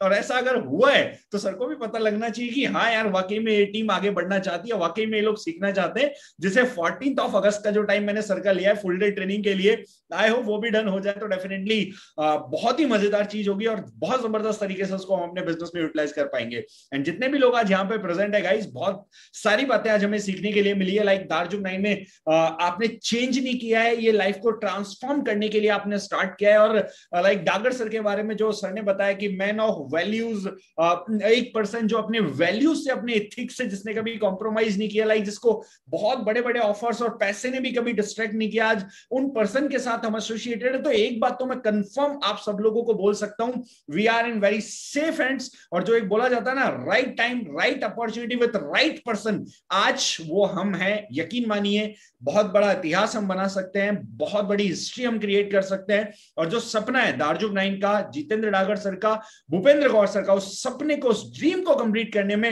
मैक्सिमम कंट्रीब्यूट हम कर सकते हैं। तो आइए साथ में मिलकर कुछ जबरदस्त करते हैं और इतिहास बनते हुए नहीं, इतिहास बनाने वाले लोगों में अपना नाम लिखवाते हैं और कुछ ऐसा करते हैं कि जब कभी इस इतिहास को याद किया जाए तो हमारा नाम फ्रंट रो लीडर्स में हो, फ्रंट रो में उन लोगों में हो जिन्होंने इस इतिहास को बदलने में बहुत बड़ा कंट्रीब्यूशन किया था। So that's all from my side. जबरदस्त तरीके से लग जाइए, कल की क्लोजिंग को मिलकर जबरदस्त बनाते हैं। That's all from my side. Thank you so much, all the best guys, thank you so much.